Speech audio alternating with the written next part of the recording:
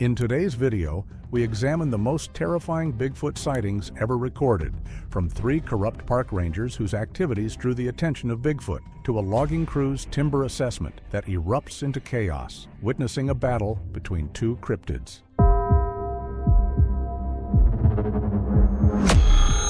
The timber stood dense and unforgiving as I moved through the understory. Our hunting party had been moving up and down for nearly 3 hours. I paused near a cluster of Douglas fir to check my GPS coordinates when I detected movement roughly 60 yards upslope. The clearing opened before us like a wound in the forest. Ronan emerged from the tree line and immediately recognized what lay ahead. He was examining the ground near the center of the clearing when he stopped abruptly and raised his hand. I moved to join him and saw immediately what had caused the reaction. A child entity lay partially concealed beneath disturbed vegetation approximately 20 feet ahead. It matched the characteristics of a Sasquatch. It measured approximately 3.5 feet in length, with proportions that suggested it was not fully mature. The body was covered in coarse hair, ranging from dark brown to reddish brown, with lighter coloration on the chest and inner limbs. Visible injuries were extensive. I identified lacerations on the entity's left shoulder and upper arm, consistent with the claw marks observed on the surrounding trees. Blood matted the fur around these wounds, and the entity's breathing was rapid and shallow, indicating pain or distress. Additional injuries were visible on the entity's legs and torso, suggesting it had been subjected to multiple impacts or strikes. As we stared at the broken body, did any of us stop to wonder what was powerful enough to leave a monster in this condition? The site showed evidence of violent disturbance on a scale that defied easy explanation. Soil displacement was widespread and chaotic. Large sections of ground had been torn up, exposing root systems and subsoil in patterns that suggested extreme force applied rapidly. Blood was present throughout the clearing. I identified it on rocks near the center of the disturbed area, on tree trunks at the clearing's edge, and splattered across ground vegetation in patterns consistent with arterial spray. The volume suggested significant trauma, and the distribution indicated movement during or immediately after injury occurred. The quantity of blood was staggering, but as I looked closer, I realized, was all of it coming from the child? Ethan moved to examine the trees at the clearing's perimeter. He called out his findings in a voice that carried an edge of disbelief. Claw marks and impact damage were visible on multiple trunks, occurring at heights that exceeded human reach by a significant margin. The deepest gouges were approximately 9 feet above ground level, carved into the wood.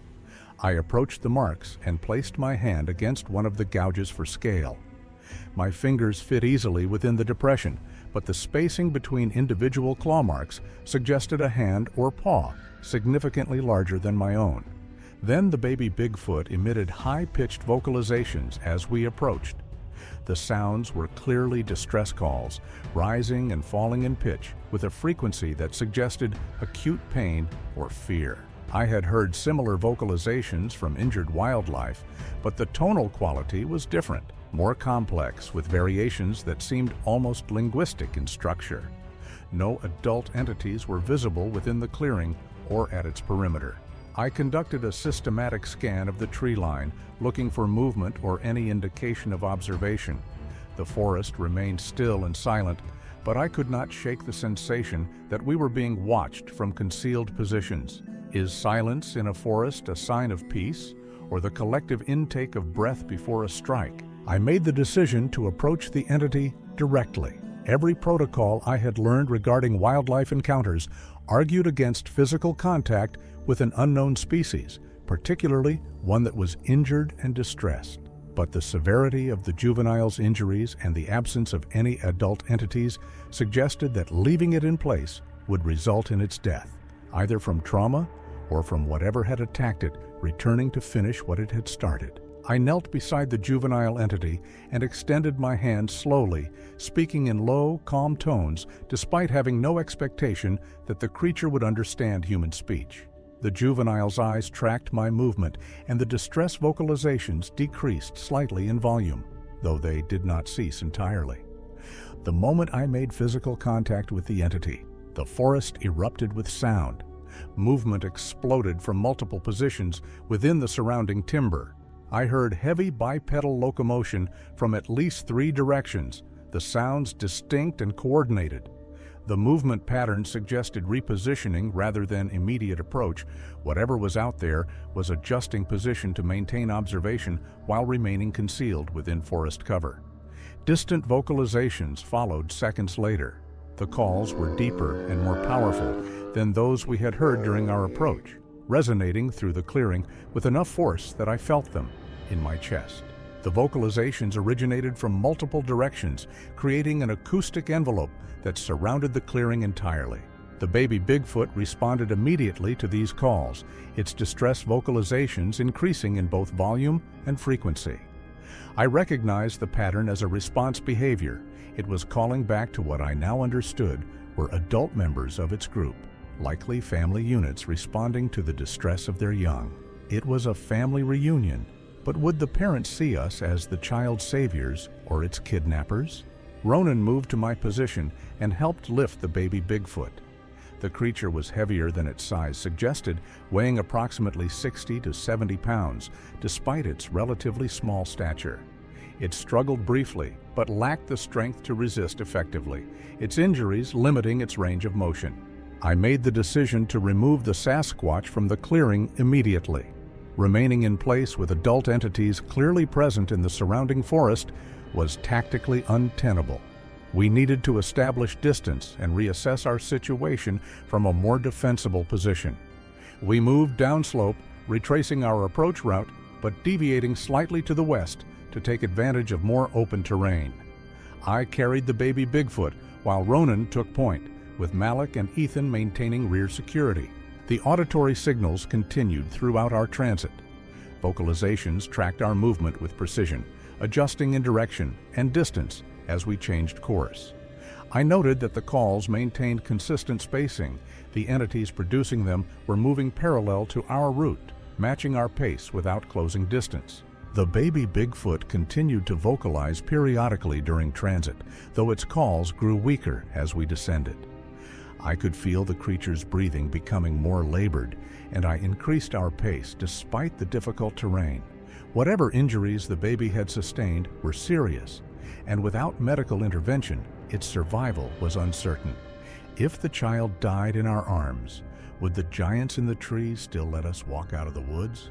I established the temporary camp with tactical efficiency born from years of backcountry experience. The ridge position offered advantages that were critical given our circumstances. Visibility downslope extended roughly 200 yards before the terrain dropped away into dense timber, while the upslope approach was steep enough to slow any advance and provide audible warning through disturbed vegetation. The decision to forego fire was immediate and non-negotiable. Fire would provide warmth and psychological comfort, but it would also broadcast our exact position. Every decision from this point forward needed to prioritize security over comfort. We sat in the freezing dark to hide our presence, but could we hide the scent of fresh blood? The baby Bigfoot was placed on a ground pad near the center of our defensive perimeter. I examined its injuries more thoroughly now that we had relative safety and better light. The lacerations on the shoulder and upper arm were deep, penetrating through the fur and into the muscle tissue beneath.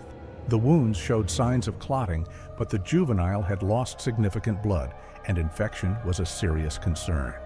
Malik used supplies from his pack to clean and dress the wounds as best he could. The juvenile tolerated the treatment with surprising docility, its distress vocalizations reduced to occasional whimpers. The creature was calm, but was it because it was healing, or because it knew its real family was already inside the camp's perimeter? Darkness fell rapidly once the sun dropped below the ridgeline, and with it came a profound change in the acoustic environment around us. The low-frequency vocalizations resumed shortly after full darkness. I had been expecting them, but the proximity was startling. The first call originated from a position I estimated at no more than 100 yards upslope, well within the timberline we had been monitoring. The call was deep and resonant, carrying a tonal quality that seemed designed to travel long distances while remaining difficult to pinpoint precisely. A second call answered from the west, roughly the same distance, but at a different elevation. Then a third from the east, and a fourth from downslope. Within minutes, our camp was surrounded by vocalizations coming from multiple compass directions, each distinct in pitch and tone, but clearly coordinated in timing and structure. I recognized the pattern immediately. We were being encircled. The baby Bigfoot exhibited increased agitation concurrent with the escalation in surrounding activity. Its vocalizations increased in frequency and volume, and I observed it attempting to rise despite its injuries. Malik moved to restrain the creature gently, speaking in low, soothing tones that seemed to have some calming effect despite the language barrier. Audible wood knocks began approximately 1 hour after the vocalizations started. The sounds were distinct and deliberate, the sharp crack of wood striking wood with significant force.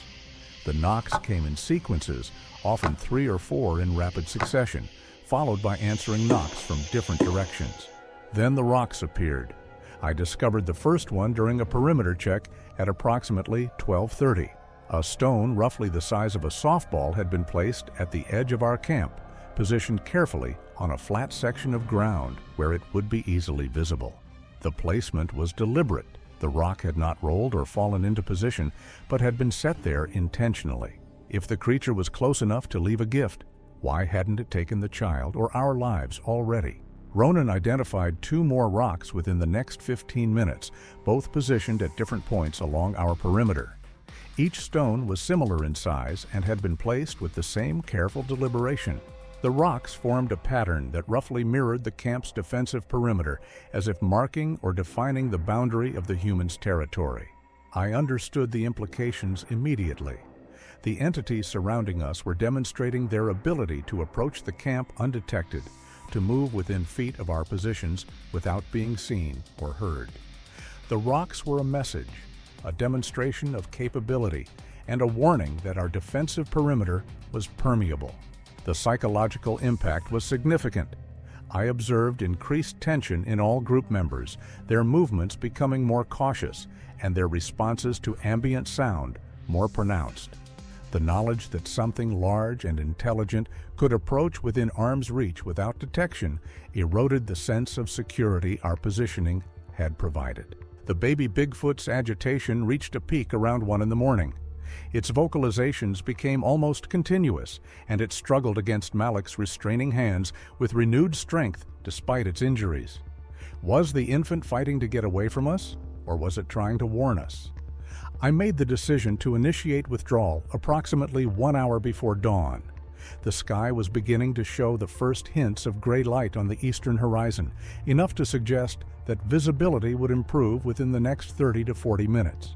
Remaining in position through another day was not viable. Our supplies were limited, and the baby Bigfoot required medical attention beyond our capability to provide. The plan was straightforward. We would move downslope toward the logging road where we had left our vehicle, a distance of approximately 2.5 miles through terrain we had traversed the previous day. The route would take us through dense timber for the first mile, then into more open ground as we descended toward the road. Speed and stealth would be prioritized over caution. We needed to create distance from our current position before the entities surrounding us could react and reposition. We were betting our lives on the truck, but what if the truck was no longer a vehicle, but a monument to our failure? Ronan took point again, with me carrying the baby Bigfoot and Malik and Ethan maintaining rear security. We moved out at first light, abandoning most of our camping equipment to reduce weight and increase mobility. Each of us carried only essential gear: weapons, water, basic medical supplies, and navigation equipment. The response was immediate and absolute. All auditory activity ceased the moment we began moving. The vocalizations that had surrounded us throughout the night stopped instantly, as if a switch had been thrown. The wood knocks fell silent. The silence was deafening, but was it a sign of retreat, or the quiet focus of a predator beginning its sprint? The entities that had been monitoring us were now repositioning, moving to intercept or follow without revealing their locations through sound. We covered the first half mile in 20 minutes, moving as quickly as the terrain and the burden of the baby Sasquatch allowed. The juvenile had fallen silent as well, its eyes wide and alert as if sensing the tension in its carriers. The timber began to thin as we descended, and visibility improved incrementally. I caught glimpses of the logging road through gaps in the vegetation ahead, the pale strip of gravel visible perhaps 300 yards distant. Relief began to edge into my awareness. We were going to make it. The road represented safety, but in the wild, isn't a road just a clear line of sight for something that can run 40 miles per hour? Visual contact with our vehicle was established at approximately 6:40 in the morning. I saw the dark shape of our truck through the trees, parked exactly where we had left it on the shoulder of the logging road. We were 50 yards from the vehicle when the forest exploded. The impact came from the tree line on the opposite side of the logging road. I heard the crash of something massive moving through timber at high speed, then saw a dark shape emerge from the forest cover. The entity was enormous, easily 8 feet tall and proportioned like no animal I had ever encountered. It moved with terrifying speed despite its size, covering the distance to the vehicle in seconds. The impact when it struck the truck was catastrophic. I heard the shriek of metal deforming and the explosive sound of glass shattering. The vehicle was lifted partially off the ground by the force of the collision, then slammed back down with enough violence to collapse the suspension on the driver's side. The entity struck the truck again, this time targeting the hood, and I saw the metal crumple like paper under the force of the blow. Ronan shouted something that was lost in the chaos. I saw him raising his rifle, but before he could acquire a target, the entity had moved again, circling to the far side of the vehicle and striking it from a different angle. The truck was displaced off the roadway, pushed sideways by impacts that suggested strength far beyond human capability. I tried to process what I was seeing, but my mind struggled to reconcile the entity's size, speed, and power with any known animal. This was not a bear, not a cougar, not anything that should exist in these mountains. The entity moved with purpose and intelligence, systematically destroying our vehicle with strikes that targeted critical components: the engine block, the fuel tank, the axles. It knew exactly how to break a machine, but did it know how much easier it was to break a man? Then the entity turned toward us. I saw its face clearly for the first time. The features were primate-like but massive, with a pronounced brow ridge, a flat nose, and a jaw that suggested incredible bite force. The eyes were dark and intelligent, focused on us with an intensity that communicated both rage and calculation. Blood matted the fur on its shoulder and chest, fresh injuries that matched the pattern I had observed at the clearing where we had found the baby Bigfoot. Understanding crashed over me. This was the juvenile's parent or guardian. The injuries it bore had been sustained in whatever conflict had wounded the young one. And now, seeing its offspring in the hands of humans, the entity had abandoned any caution or restraint. The entity charged. I have no memory of the impact itself. My next clear recollection was lying on my back in the middle of the logging road, my vision swimming and my ears ringing. Pain radiated from my left side, and when I tried to move, my body responded sluggishly, as if the connection between my brain and my limbs had been disrupted. I turned my head and saw Ronan lying motionless several feet away, blood running from a laceration on his forehead. Malik was on his hands and knees, vomiting onto the gravel. Ethan was furthest away, sprawled near the tree line, in a position that suggested he had been thrown or had attempted to flee. We were broken, but where was the thing that had broken us? The baby Bigfoot was gone. I saw tracks in the soft earth at the road's edge, large bipedal prints leading back into the forest, with smaller prints alongside them. The adult had retrieved its young and withdrawn, leaving us broken and scattered on the logging road. The objective was gone, but why did the air still feel heavy with the weight of 1,000 eyes? The entity that had destroyed our vehicle was visible at the forest edge, approximately 100 yards distant. I observed it clearly now, without the chaos of combat obscuring my vision. The creature stood fully upright, its posture erect, and its attention focused entirely on us. The baby Bigfoot was visible beside the adult, partially concealed behind its guardian's massive frame. The young one appeared alert despite its injuries, and I noted that it was watching us with the same intense focus as its protector. Was the child looking at us with gratitude, or was it pointing out the survivors to its parents? I understood our situation with absolute clarity. The vehicle was destroyed, we were miles from the nearest occupied structure, and at least one of us required immediate medical attention that we could not provide in the field. Our only option was to move on foot toward the main highway, a distance of approximately 8 miles through terrain that varied from logging roads to dense forest.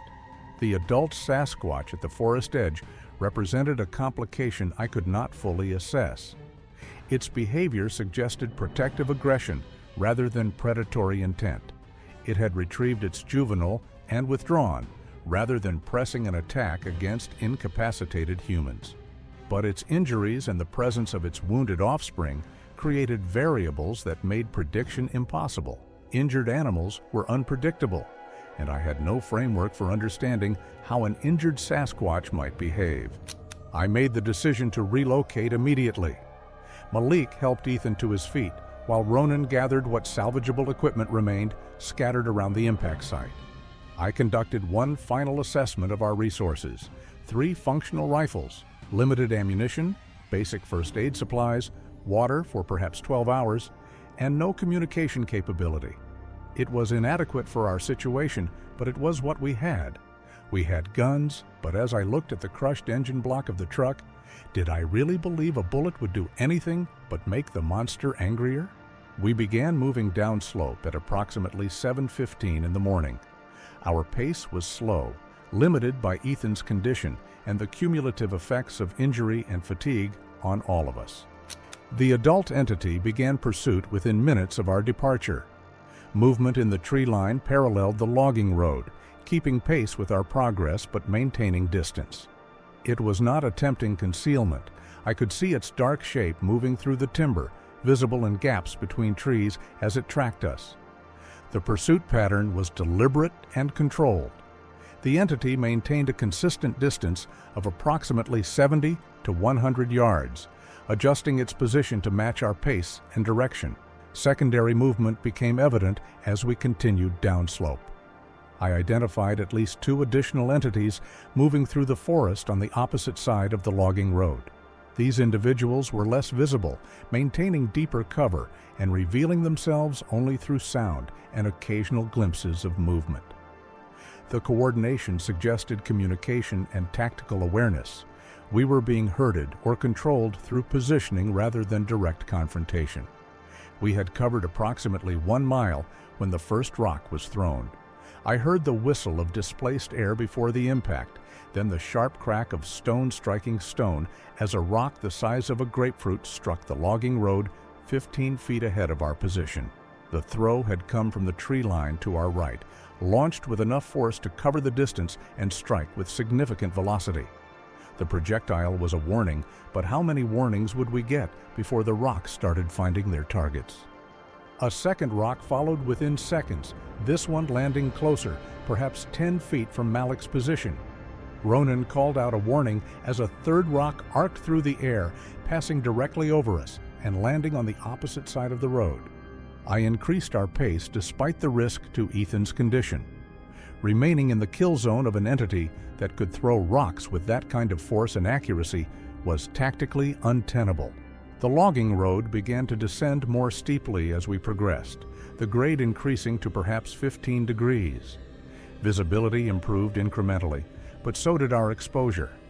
Is there any place more dangerous for a man than a line of sight owned by a monster? The pursuing Sasquatch adjusted its tactics in response to the changing terrain. I observed it moving closer, reducing the distance to perhaps 50 yards as the tree cover thinned. Its size was even more apparent in the improved visibility. It stood at least 8 feet tall, with a body mass I estimated at 600 pounds or more. Its movements remained fluid despite its injuries, suggesting physical capability far beyond what its wounds should have allowed. Terrain manipulation began approximately 30 minutes into the pursuit.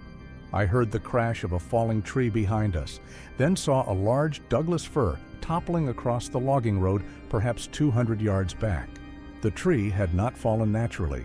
It had been pushed or pulled down deliberately, blocking the route behind us and eliminating any possibility of retreat. A second tree fell minutes later, this one closer and positioned to narrow the corridor of our advance. Multiple Sasquatch were channeling our movement, forcing us along a specific route through selective blocking of alternative paths. Malik reported that Ethan's condition was deteriorating. The head trauma was causing increasing disorientation, and his responses to questions were becoming delayed and confused. We needed to reach medical care within hours, not days, or the injury could result in permanent damage or death. The clock was ticking for Ethan, but would the forest let us out before his time ran out? I made the decision to abandon the logging road and cut cross-country toward the main highway.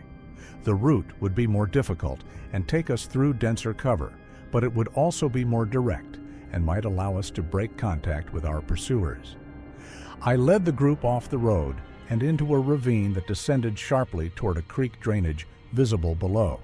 The pursuing Sasquatch responded immediately to the change in direction. Vocalizations intensified, and I heard multiple sources moving rapidly through the timber to reposition. The Bigfoot that had been paralleling our movement on the logging road appeared on the ridge above us as it tracked our descent into the ravine. I led the group downward as quickly as safety allowed, using trees and exposed roots for handholds as we descended. A rock struck Ronan in the upper back as we navigated a particularly steep section.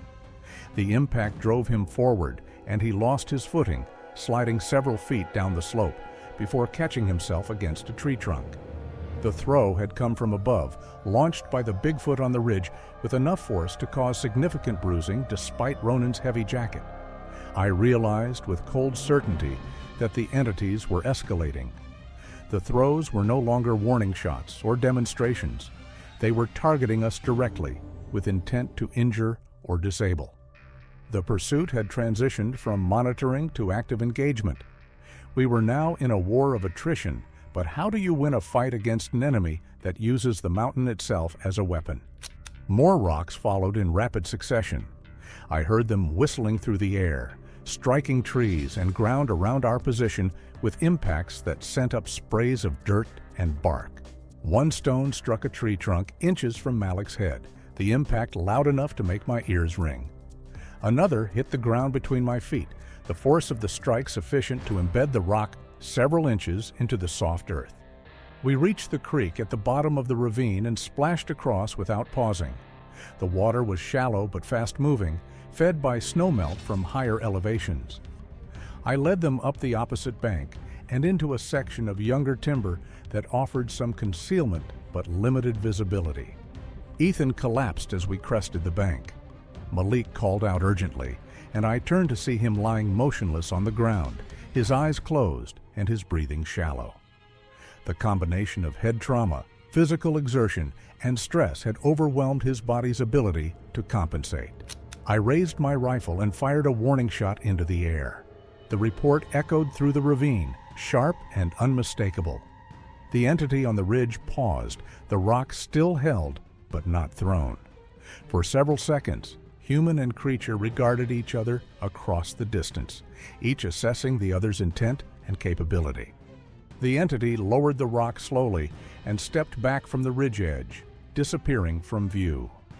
I heard movement in the timber around us, the other pursuing entities withdrawing, their vocalizations fading as they increased distance.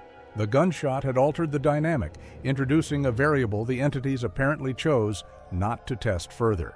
We reached the shoulder of the road at approximately 11:30 in the morning, nearly 30 hours after we had entered the forest on what should have been a routine hunting expedition. A logging truck stopped within minutes of our arrival at the roadside, the driver's expression shifting from curiosity to alarm as he assessed our condition. The forest kept its secrets, and I kept mine. Both parties, I believed, were better served by that arrangement than by any alternative I could imagine.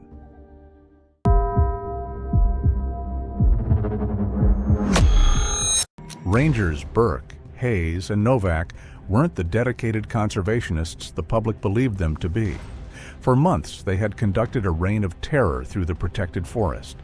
They dumped toxic waste into pristine streams, used explosives to terrorize wildlife, and left wounded animals to suffer while documenting their illegal activities for black market buyers.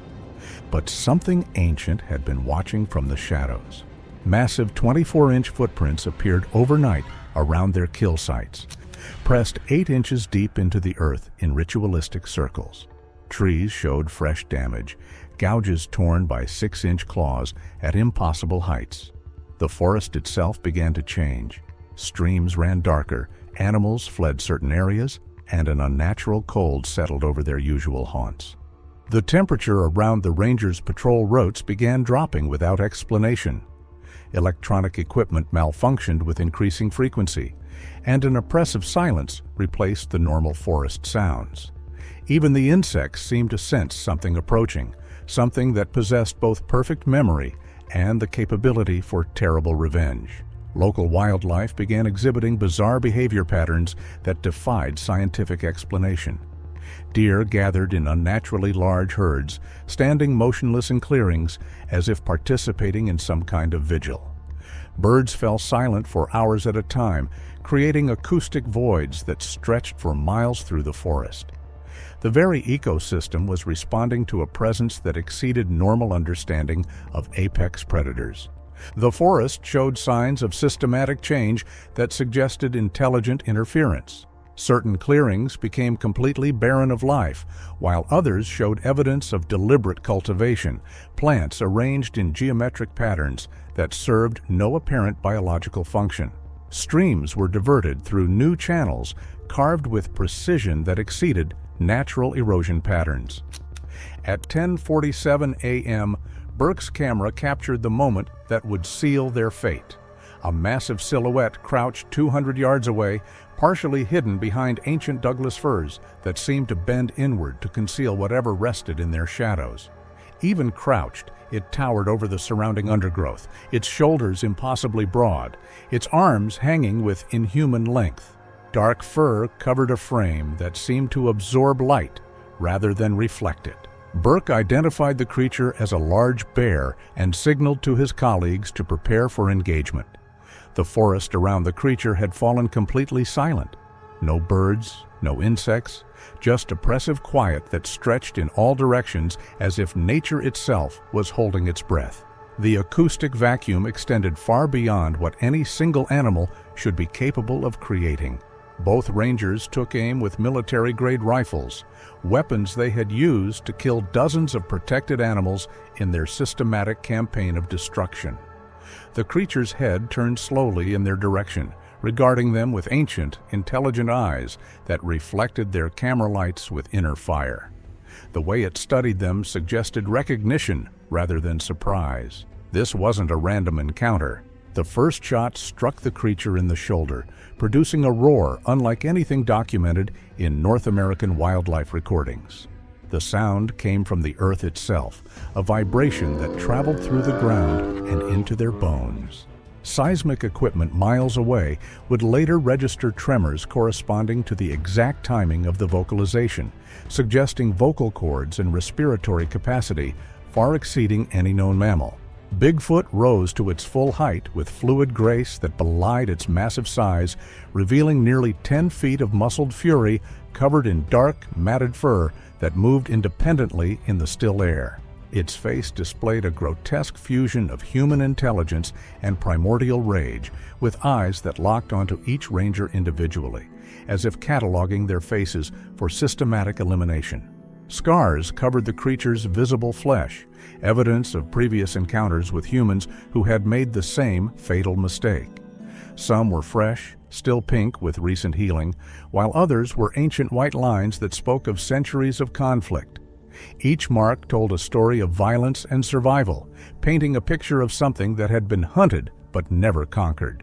The second shot from Hayes caught Bigfoot's center mass, producing another earth-shaking roar that sent birds fleeing from trees miles away. But instead of falling, the creature's rage intensified visibly, its massive hands clenching into fists as dark stains spread across its fur. The bullets had penetrated, but seemed to cause more anger than actual damage, suggesting physiology adapted to survive wounds that would be fatal to normal animals. Blood began seeping from the bullet wounds, but rather than weakening the creature, the injury seemed to energize it. The dark stains spreading across its fur created patterns that appeared almost ritualistic, and the way Bigfoot examined its own wounds suggested familiarity with violence and an understanding of pain as both weapon and motivation. The creature's response demonstrated immediate tactical intelligence. It began hurling massive stones with pinpoint accuracy that defied the laws of physics, each projectile weighing approximately 40 pounds and thrown with enough force to shatter tree trunks on impact. The first boulder crashed between the rangers with such violence that it created a 3-foot crater, but the placement was surgical in its precision. The positioning was deliberate, close enough to demonstrate overwhelming power, far enough to avoid immediate lethality. This wasn't random retaliation. It was the beginning of a carefully orchestrated campaign designed to maximize psychological pressure before delivering systematic elimination. The rock bombardment that followed created a perfect circle of destruction around their position, each boulder placed with mathematical precision to eliminate escape routes while showcasing strength that exceeded human comprehension. Trees that had stood for centuries were reduced to splinters by projectiles, hurled with artillery accuracy and meteoric force. The pattern of destruction revealed tactical intelligence that was genuinely terrifying. Bigfoot wasn't throwing rocks randomly. It was creating a natural arena where it could hunt the rangers at leisure, using environmental modification as both weapon and psychological warfare. Each boulder was positioned to funnel their movements into predetermined patterns. Burke attempted radio contact with headquarters, but his transmission was cut short by a boulder that destroyed their communication equipment with surgical precision. The projectile struck the radio while leaving their backpacks untouched, completely eliminating their ability to call for assistance. Bigfoot had recognized the threat posed by outside intervention and neutralized it immediately. The destruction of their communication equipment sent waves of primal terror through the rangers as they realized they were now completely isolated with a creature that understood not only how to hunt humans, but how to prevent their escape or rescue. The psychological impact was deliberate and devastating. They were alone with something that possessed both overwhelming physical power and the intelligence to use it strategically. The creature's tactical intelligence became increasingly apparent as it began targeting their equipment with deliberate precision. Subsequent boulders destroyed Hayes's spare ammunition and emergency flares with accuracy that suggested understanding of which items posed the greatest threat to its hunting strategy. Hayes attempted retreat toward their vehicle, but massive trees began falling across their path with thunderous crashes that echoed through the forest like artillery bombardment. Bigfoot was toppling Douglas firs with trunk diameters exceeding 3 feet, using them as weapons and barriers to prevent escape. The creature moved through the forest with impossible speed, appearing at different locations to fell trees with casual violence. The fallen trees created a labyrinth of destruction that forced the rangers toward the center of an increasingly smaller killing ground. Each tree was felled with precision, placed to eliminate options while creating psychological pressure that would break their resistance before the creature closed for systematic elimination. The sound of splintering wood filled the air like gunshots as Bigfoot systematically dismantled their escape routes. The creature's strength was beyond comprehension. It was snapping century-old trees as easily as breaking twigs, creating barriers that would have required heavy machinery for humans to clear. The rangers found themselves herded toward a clearing where ancient trees formed a natural amphitheater, their massive trunks creating walls that rose into the mist like columns of some primordial cathedral. The space appeared deliberately chosen, a place where vocalizations would echo properly, where systematic elimination could be appreciated with appropriate ceremony. Ancient carvings became visible on some trees as mist swirled around them, symbols that predated any known human culture in the region. The markings seemed to pulse with inner light, and physical contact with them caused immediate numbness that penetrated to the bone. This was sacred ground where rituals older than civilization had been performed. The air in the clearing felt thick, almost viscous, making each breath an effort and creating a pressure that pressed against consciousness like physical weight. Movement became sluggish, thoughts clouded, as if the atmosphere itself was designed to sap strength and prepare victims for approaching horror. Novak discharged his weapon at the creature's silhouette as it moved between trees, but Bigfoot seemed to anticipate each shot with supernatural awareness, moving with fluid grace that made their marksmanship irrelevant. The creature's ability to predict and avoid gunfire suggested intelligence that exceeded human tactical training. Each missed shot seemed to increase the creature's confidence, its movements taking on an almost casual quality as it dodged their desperate attempts at engagement. The psychological impact was devastating. Their most powerful weapons were useless against something that could predict their actions and move with speed that defied their ability to track effectively. The creature began using the forest itself as camouflage, disappearing behind trees only to emerge from completely different directions, creating the illusion of multiple attackers. The psychological warfare was deliberate and effective. The Rangers found themselves disoriented, firing at shadows and phantoms while their ammunition supplies dwindled rapidly. At 11:15 a.m., Bigfoot's hunting strategy shifted from psychological warfare to direct assault. The creature emerged from the tree line with a roar that shook the Earth's foundations, revealing its massive frame in terrifying detail as mist swirled around it like smoke from some primordial furnace. Its eyes glowed with inner fire that spoke of ancient intelligence and purposeful malevolence. Standing nearly 10 feet tall, its body was covered in dark fur that seemed to absorb light, creating the impression of a void shaped like a predator. Its face combined the worst aspects of human intelligence with primordial savagery, featuring a pronounced brow ridge that cast shadows over eyes, holding depths of malevolence accumulated over centuries of conflict. Massive muscles rippled beneath its fur with each movement, and the ground trembled under its weight as it approached with deliberate slowness. Its hands ended in 6-inch claws, yellowed with age and stained dark with previous victims' blood. Each claw was curved like a sickle, designed for tearing flesh and crushing bone with casual efficiency. The creature's approach created a wave of wrongness that preceded it through the forest.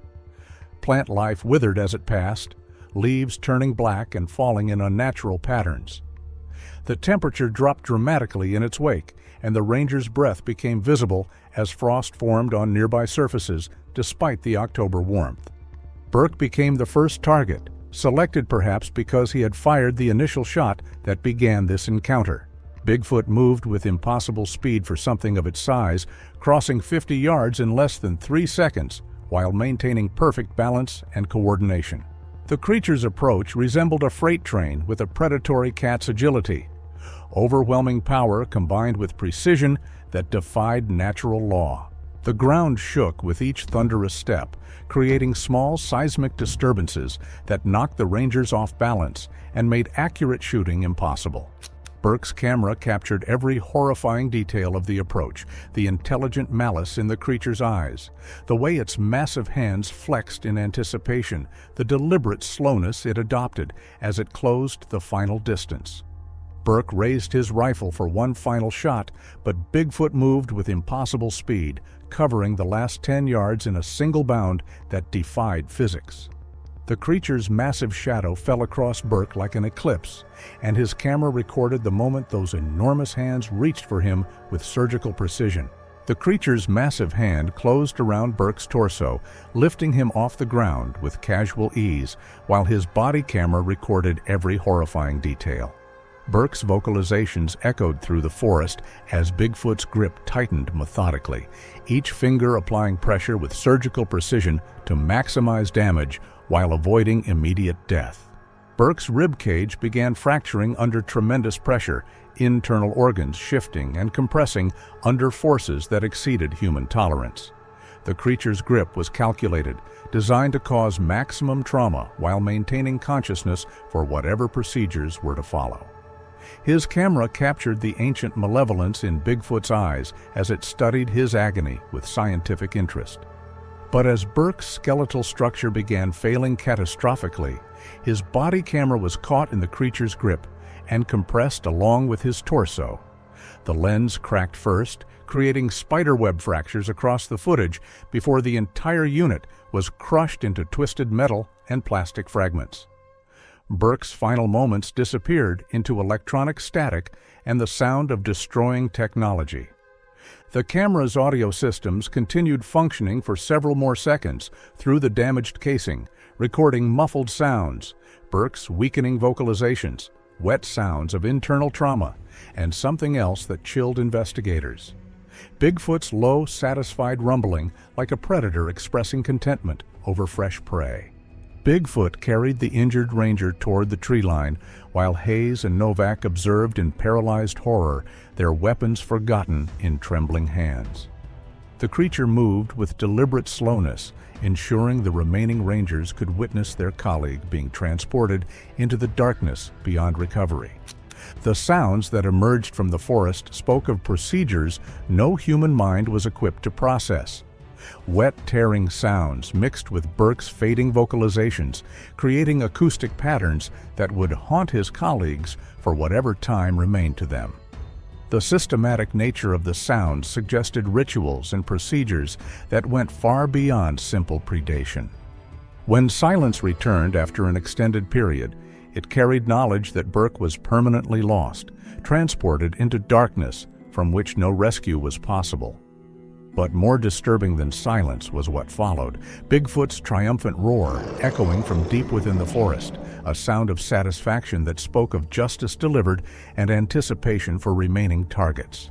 Hayes and Novak found themselves isolated with a creature that had demonstrated its ability to eliminate armed humans with terrifying efficiency.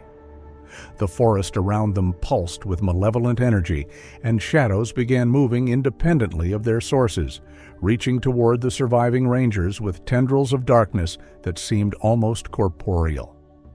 Temperature continued dropping despite morning sunlight, and their respiration became visible in puffs that lingered longer than physics should allow. Ice began forming on their weapons, making metal surfaces painful to contact and interfering with their ability to aim accurately. The atmosphere itself seemed to be turning hostile. Electronic equipment began failing systematically. Hayes's camera started displaying distorted images, footage becoming corrupted with static interference and color distortions that caused discomfort when viewed directly. Audio quality degraded rapidly, turning their breathing into electronic whispers barely registered by the microphones. When Bigfoot returned 15 minutes later, it had selected Hayes as its next target. The creature emerged from a completely different direction, demonstrating tactical awareness and ability to approach from unexpected vectors while remaining silent despite its massive size. Its facial expression showed the same calculated satisfaction, ancient intelligence that understood terror and how to maximize psychological impact. This time, the creature brought evidence of Burke's fate. Pieces of torn uniform hung from its claws like trophies, and dark stains covered its hands and forearms. Most horrifying was Burke's destroyed camera, crushed into an unrecognizable mass of metal and plastic that Bigfoot wore around its massive wrist like primitive ornamentation. The sight triggered Hayes into panic that bordered on complete psychological collapse, his mental stability fracturing under the weight of knowing exactly what fate awaited him in the darkness. His camera began malfunctioning more severely, the image breaking into fragments that showed multiple overlapping views of the approaching nightmare. Bigfoot began its assault on Hayes with psychological procedures that exceeded anything it had demonstrated with Burke. The creature circled him slowly, maintaining position just at the edge of visibility, its massive footsteps creating rhythmic patterns that synchronized with Hayes's rapidly accelerating heart rate. The creature began throwing smaller projectiles, stones weighing approximately 5 pounds that struck with bone-breaking force, but were aimed to wound rather than kill immediately. The first projectile shattered Hayes's left kneecap, sending him crashing to the ground with vocalizations that echoed through the cursed clearing. Hayes's camera captured his desperate crawling attempts as he tried to escape the creature's systematic torture, but Bigfoot demonstrated no urgency. It possessed unlimited time to perfect its technique, to study how much trauma a human could endure before consciousness provided merciful escape from ongoing procedures. A second stone crushed Hayes's right hand, destroying his ability to use weapons effectively while leaving him conscious to experience every moment of escalating trauma. His camera recorded his fingers bent at anatomically impossible angles, bone fragments visible through torn skin, and expanding pools of blood that marked his attempts to crawl away from the creature. The creature's targeting was surgical in precision. Each projectile aimed to incapacitate without causing death, to create maximum suffering while ensuring Hayes remained conscious for whatever final procedures awaited him. The systematic nature of the torture spoke of experience gained through countless previous encounters. Hayes's final moments were captured as Bigfoot's massive hands closed around him, lifting him while his camera recorded the creature's face inches from his own. The odor that emanated from the beast exceeded description: decay, blood, and something else that spoke of spaces between dimensions where death took forms human language couldn't express. But as Bigfoot's grip tightened around Hayes's already damaged body, the pressure crushed his camera against his chest. The lens imploded first, creating electronic snow before the entire unit was compressed into metallic fragments. The last clear image was Hayes's eye, wide with terror, reflected in the creature's ancient gaze. Audio continued for several seconds through the mangled equipment, capturing muffled sounds of Hayes's final trauma, before even that was silenced by complete destruction of his recording equipment. His vocalizations were cut off abruptly, replaced by wet tearing sounds and Bigfoot's satisfied rumbling.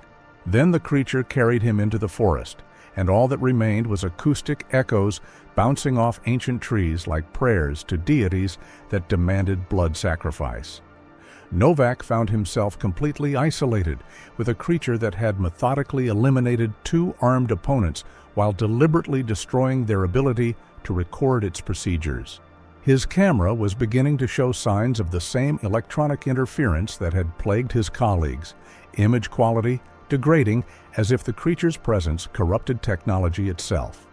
The forest seemed to be closing around him, with shadows reaching across the clearing like grasping appendages and temperature dropping to levels that made hypothermia a genuine threat despite the October date.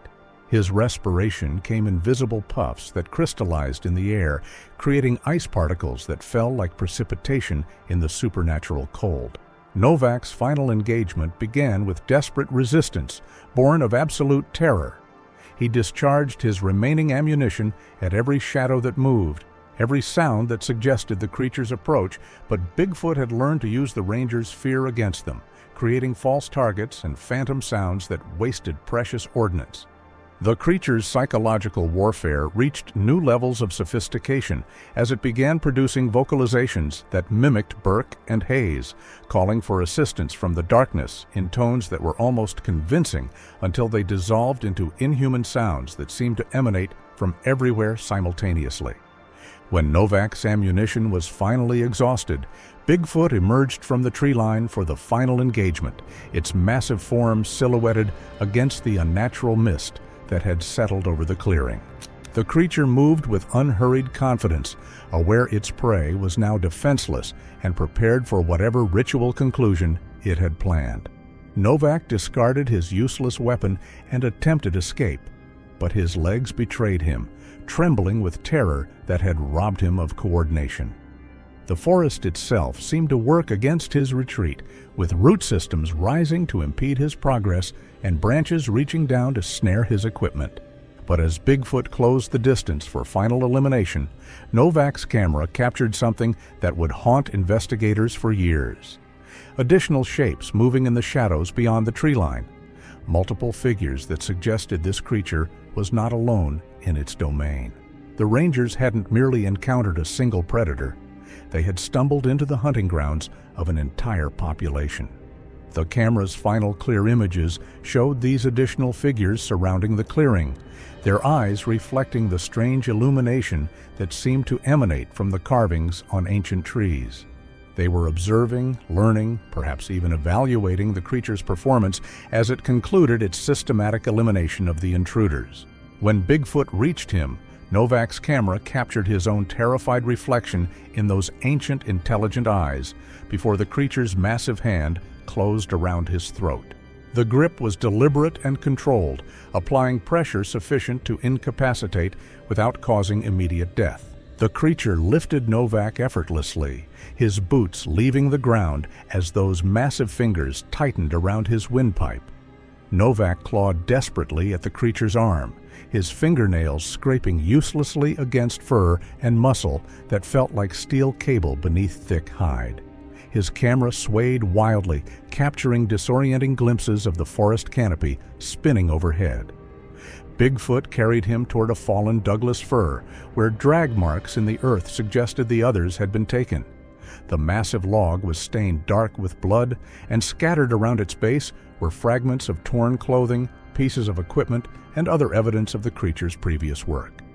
His camera, damaged but still recording, captured the sickening impact as he was slammed against the massive trunk with bone-crushing force. The collision drove the air from his lungs and sent waves of agony through his spine.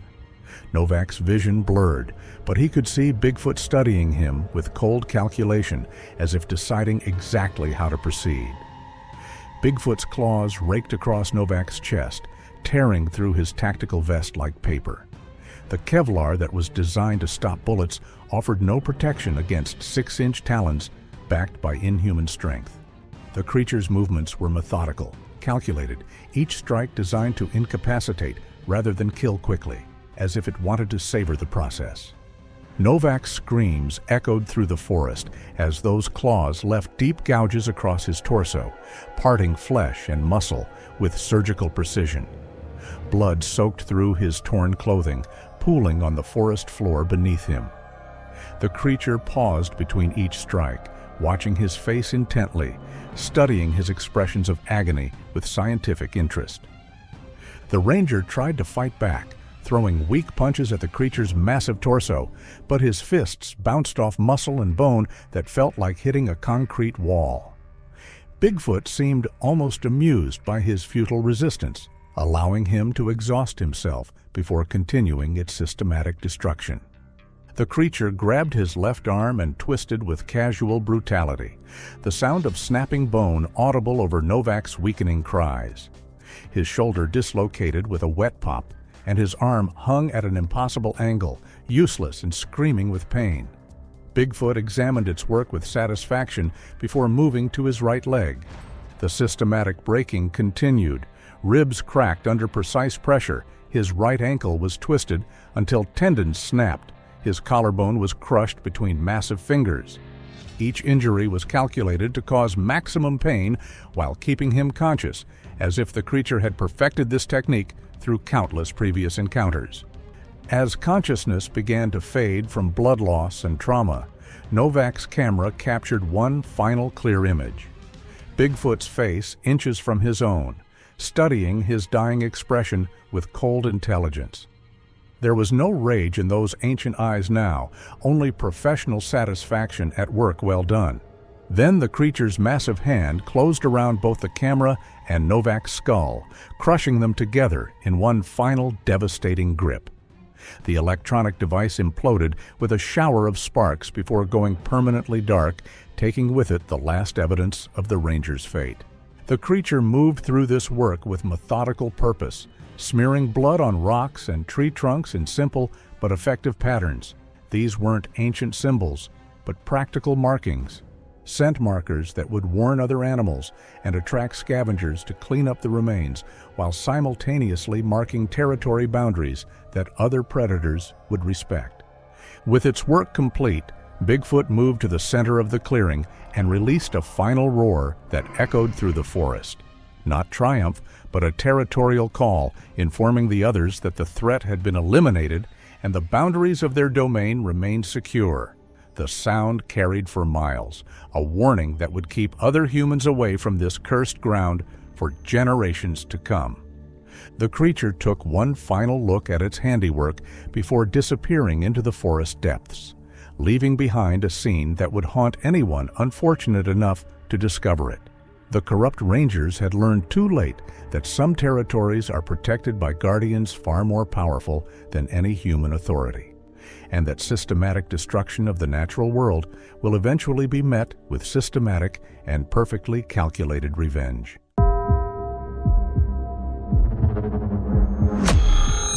Jake had been leading his three-man rescue team through the remote Bowman Lake area when the emergency dispatch came through their radios. Multiple hikers reported hearing what sounded like several children crying from beneath the frozen lake surface. The temperature had dropped to -20 degrees the night before, creating ice thick enough to support their rescue vehicles. Rangers Marcus Chen and David Torres flanked Jake as they approached the coordinates, their thermal imaging equipment detecting 4 separate heat signatures beneath the ice. The crying sounds were coming from different locations across the lake, suggesting multiple victims trapped in air pockets. The initial assessment revealed something unusual about the distress calls. Marcus noted that the thermal signatures were positioned in what appeared to be a deliberate formation, spaced too evenly to be coincidental. Torres observed that the cries would start and stop in sequence, as if the victims were taking turns or following some kind of protocol. Jake dismissed these observations initially, focusing on the immediate need to execute the rescue, but the strange patterns would later prove significant. Jake directed his team to spread out across the ice, each ranger positioning over a different thermal signature. The coordination required split-second timing. If one rescue went wrong, it could compromise the others. Marcus took position over the largest signature near the eastern shore, while Torres moved to the center of the lake, where 2 smaller signatures were clustered together. Jake positioned himself over the 4th signature, closest to their vehicles in case they needed to evacuate quickly. The ice beneath their feet was solid, but something about the situation felt wrong. The rescue operation itself proceeded with textbook precision, each ranger cutting through the ice with practiced efficiency while maintaining constant communication about the status of their respective victims. Marcus was the first to break through, his chainsaw revealing crystal-clear water that seemed impossibly pristine for something that had been trapped beneath ice. Torres followed seconds later, his dual rescue requiring careful coordination to prevent the holes from connecting. Jake completed his cut last, working methodically to ensure the hole was large enough for safe extraction.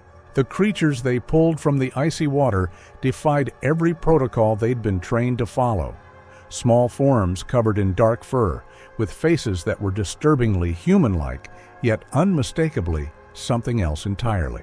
Marcus extracted the first one, its grip surprisingly strong as it clung to his rescue gear with what appeared to be opposable thumbs.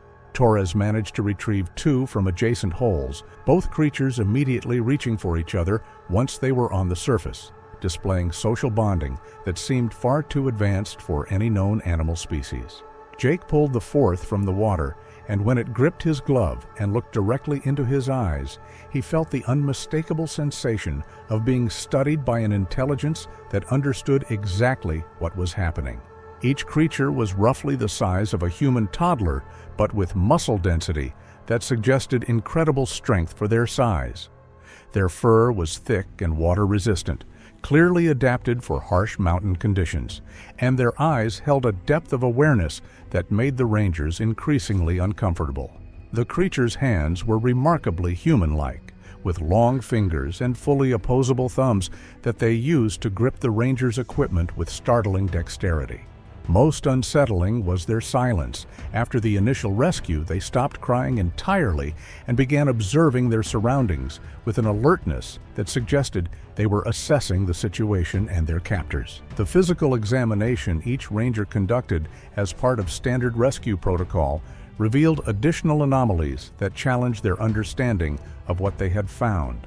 The creature's body temperature was significantly higher than expected for beings that had been submerged in near-freezing water, suggesting metabolic processes that operated differently from known mammals. Their respiratory rate was remarkably controlled, indicating either exceptional physical conditioning or physiological adaptations that allowed them to manage oxygen consumption with unusual efficiency. Most disturbing was their apparent lack of hypothermia symptoms. Despite prolonged exposure to conditions that should have been fatal, they showed no signs of confusion, lethargy, or physical distress. The moment all 4 creatures were secured in the team's emergency packs, the forest around them erupted into coordinated chaos. The baby creatures began vocalizing in unison, their calls carrying across the frozen landscape with piercing clarity that seemed to cut through the mountain air like sirens. All 3 rangers' radios crackled with static, then went completely dead simultaneously. Jake's equipment began registering impossible readings.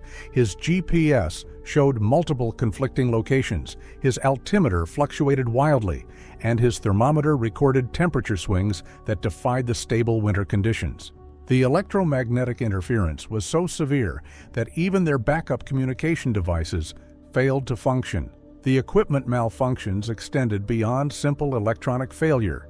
The Rangers' compasses began spinning wildly, unable to find magnetic north while their watches stopped functioning entirely, their hands frozen at the exact moment the creatures had been secured. Jake's emergency beacon, designed to function even in the most extreme conditions, emitted only static when activated.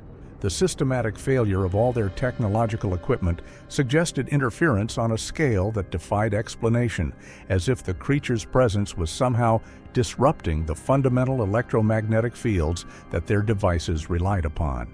As the team began their retreat toward their vehicles, massive tracks started appearing in the snow around the lake, not one set, but multiple trails converging on their location from different directions.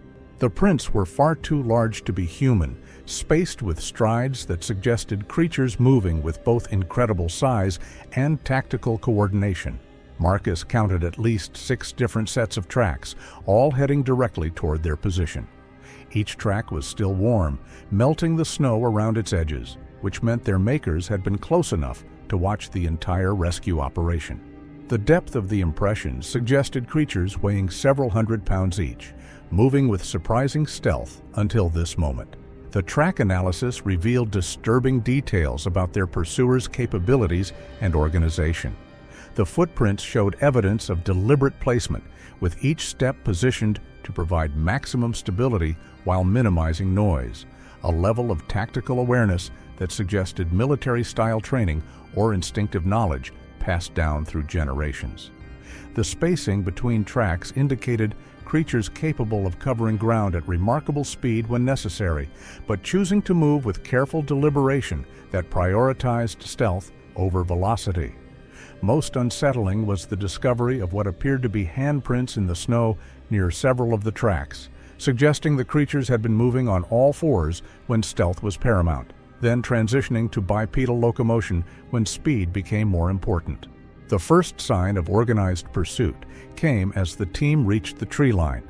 Trees began falling across their path with surgical precision, not random windfall, but deliberate barriers placed to force them into specific terrain. Torres spotted movement in his peripheral vision, massive shapes keeping pace with them through the dense forest, maintaining perfect distance while never losing visual contact.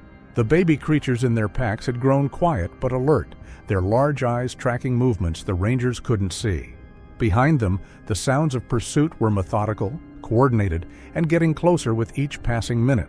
The creatures were clearly communicating with each other through low-frequency vocalizations that the Rangers could feel more than hear. The tactical sophistication of the pursuit became increasingly apparent as the chase continued. The fallen trees weren't randomly placed obstacles, but components of a carefully designed funnel system that channeled the Rangers' movement while providing their pursuers with optimal positioning for observation and intervention. Each barrier was positioned to eliminate specific escape routes while leaving others open, creating the illusion of choice while actually controlling every aspect of the Rangers' movement. The creatures demonstrated knowledge of human psychology, understanding how people would react to blocked paths and using that predictability to guide their quarry toward a predetermined destination. Jake's training had prepared his team for wildlife encounters, but nothing had equipped them to handle multiple intelligent predators, working together with apparent tactical knowledge. The creatures following them were using the terrain strategically, driving the rangers away from their vehicles and toward areas where escape would be impossible. Every time the team tried to change direction, they found their routes blocked by fallen trees or disturbed snow that suggested their pursuers had anticipated their movements hours in advance. The baby creatures had begun making soft sounds again, not distress calls, but what seemed like responses to communications the rangers couldn't detect. The coordination between the babies and their pursuers suggested a level of social organization that challenged everything the rangers thought they knew about wildlife behavior. The communication system operating around them became increasingly sophisticated as the pursuit continued. The baby creatures would make specific vocalizations that were immediately answered by sounds from the forest, creating a real-time information network that kept their pursuers informed of the rangers' exact location, physical condition, and apparent intentions. The adult creatures seemed capable of interpreting subtle changes in the baby's calls, understanding not just where the rangers were, but how they were moving, whether they appeared tired or stressed, and what their likely next actions might be. This level of communication suggested language capabilities that rivaled human complexity. The chase intensified as daylight began to fade, winter darkness falling over the mountains like a curtain.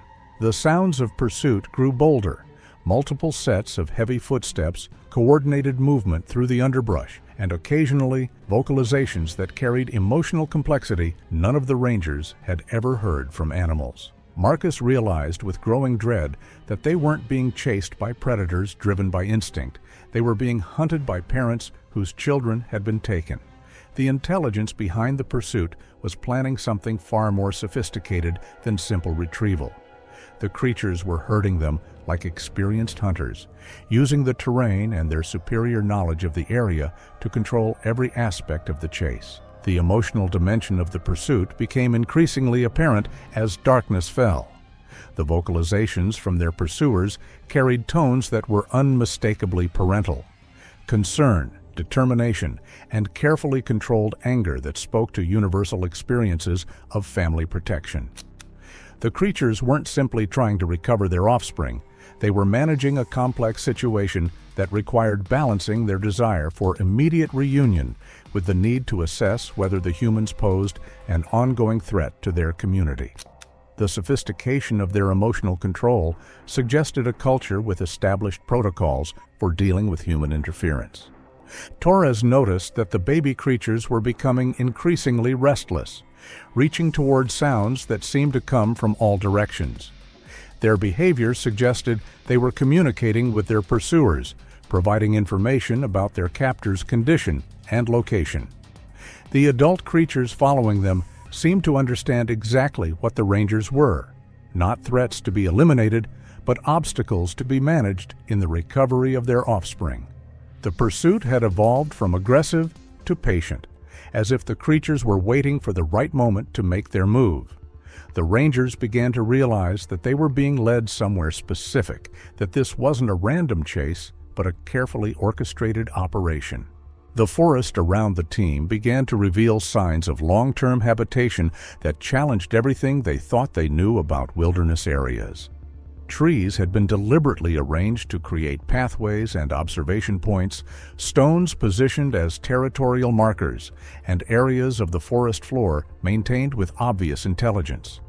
Broken branches had been woven together to form what looked like communication markers, and certain trees showed evidence of regular use as lookout points. Jake realized they weren't just being chased through wilderness, they were trespassing through territory that had been carefully managed by something with planning capabilities and social organization that rivaled human communities. The evidence of territorial management became more sophisticated as they moved deeper into the creature's domain. Water sources had been modified to create more efficient flow patterns, while natural clearings had been expanded and maintained to serve specific purposes the rangers couldn't identify.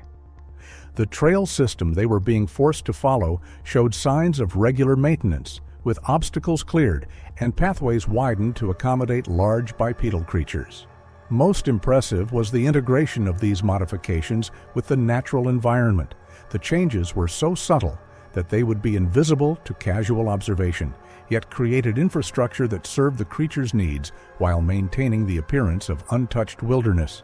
As the team moved deeper into the forest, the baby creatures' vocalizations grew more urgent, their calls now clearly directed toward responses that came from multiple directions around them. The conversation happening in the darkness was in a language the rangers couldn't understand, but the emotional content was universal. A family separated by circumstances beyond their control, working together to achieve reunion despite the presence of unpredictable variables. Jake began to understand that their role in this drama wasn't as rescuers or victims, but as unwitting participants in a recovery operation that had been planned and executed with military precision. The creatures had allowed the rescue to happen, had watched and waited, and were now implementing a recovery plan that had probably been developed over generations of similar encounters. The pursuit had taken on qualities that suggested ritual significance. The sounds coming from behind them followed patterns that seemed ceremonial, with vocalizations that carried the weight of ancient protocols. The baby creatures responded to these calls with their own ritualistic sounds, participating in what appeared to be a formal process of reunion that required specific procedures to be followed. The team realized they were witnessing something sacred, a ceremony that had been performed by this species for generations whenever family members were separated and needed to be brought back together. The formality of the process suggested a culture with deep traditions and established procedures for dealing with human interference. As full darkness settled over the forest, their pursuers revealed the true scope of their coordination. Lights began appearing between the trees, not artificial illumination, but bioluminescent signals that created a communication network spanning the entire area. The lights formed patterns that guided the rangers toward a specific destination, demonstrating that their pursuers had been herding them all along. The baby creatures grew quiet but expectant, their posture suggesting they recognized where they were being taken. The light patterns were clearly a form of long-distance communication, allowing the creatures to coordinate their movements across vast areas of forest without making sounds that might alert other humans to their presence. The clearing the team entered was unlike anything in their wilderness experience, a space that had been shaped and maintained according to principles that served specific purposes. The ground was clear of debris, but arranged in patterns that suggested functionality rather than aesthetics, with areas designated for activities the rangers couldn't identify. Around the perimeter, structures built from natural materials demonstrated architectural knowledge that should have been impossible without tools, yet showed no evidence of metal or manufactured components. Jake realized they'd been brought to the heart of a community that had existed parallel to human society, hidden in areas that humans visited but never truly understood. The sophistication of the construction suggested generations of accumulated knowledge and engineering skills that had been passed down through their culture. The creatures that had been pursuing them finally revealed themselves, not one, but 4 massive beings, each nearly 9 feet tall, covered in dark fur and moving with obvious intelligence and coordination. Their faces combined familiar primate features with others that seemed uniquely adapted to their environment, and their eyes held awareness that was immediately recognizable as sentient. Most unsettling was their obvious emotional complexity: grief, determination, and carefully controlled anger that could explode into violence or dissolve into relief depending on the next few moments. Each creature was clearly an individual with distinct facial features and body language that suggested different personalities and roles within their group structure. The baby creatures began vocalizing the moment their parents appeared, calls that carried joy and relief that needed no translation. The adult creatures responded with complex vocalizations that were unmistakably language, grammatical structures, and emotional nuances that the rangers couldn't understand but could recognize as sophisticated communication. As the conversations between parents and children continued, Jake realized they were witnessing something science insisted was impossible: a non-human species with language, culture, and social structures that rivaled human complexity. The exchanges were clearly detailed debriefings, with the babies providing information about their experience and the adults asking specific questions about their treatment and condition. The team slowly removed their packs, the baby creatures growing animated as they sensed their parents' proximity. The adult creatures watched every movement with intensity that suggested they were prepared for multiple scenarios and had contingency plans for each possibility. When the rangers finally lifted out the baby creatures, the reunions that followed challenged every assumption they'd made about animal behavior. The adult creatures' responses were immediately and unmistakably parental: gentle examinations, obvious relief, and complex vocalizations that seemed to be asking detailed questions about their children's condition and treatment. The physical examinations were thorough and systematic, suggesting medical knowledge that allowed them to assess their offspring's health with remarkable precision. As the team backed away from the reunited families, they realized the adult creatures were engaged in a collective decision-making process about what to do with them. The baby creatures seemed to be providing testimony about the rangers' behavior during the rescue and subsequent chase, their vocalizations carrying what sounded like detailed reports. The adult creatures' responses suggested moral reasoning that was profoundly disturbing in its implications. They were weighing the rangers' actions against the potential consequences of their survival, making calculations about trust and risk that demonstrated sophisticated understanding of cause and effect relationships. The deliberation was clearly a formal process, with each adult creature contributing to the discussion and the final decision being reached through consensus rather than dominance. The creature's final decision came in the form of coordinated vocalizations directed at each ranger, not threatening in tone, but clearly communicative, carrying meaning that transcended language barriers through inflection and body language. The message was unmistakable. This encounter had never happened. These beings didn't exist in any official capacity, and any attempt to share what they'd witnessed would be met with consequences the creatures were fully prepared and equipped to deliver. As the team nodded their understanding, they realized they'd been allowed to live not out of mercy, but because the creatures had determined that their silence was more valuable than their elimination. The warning carried the weight of absolute certainty. These beings had the capability and organization to enforce their demands for secrecy. The team's retreat was conducted under the watchful supervision of all 4 adult creatures, which followed them to the edge of their territory to ensure that boundaries were understood and consequences were clear.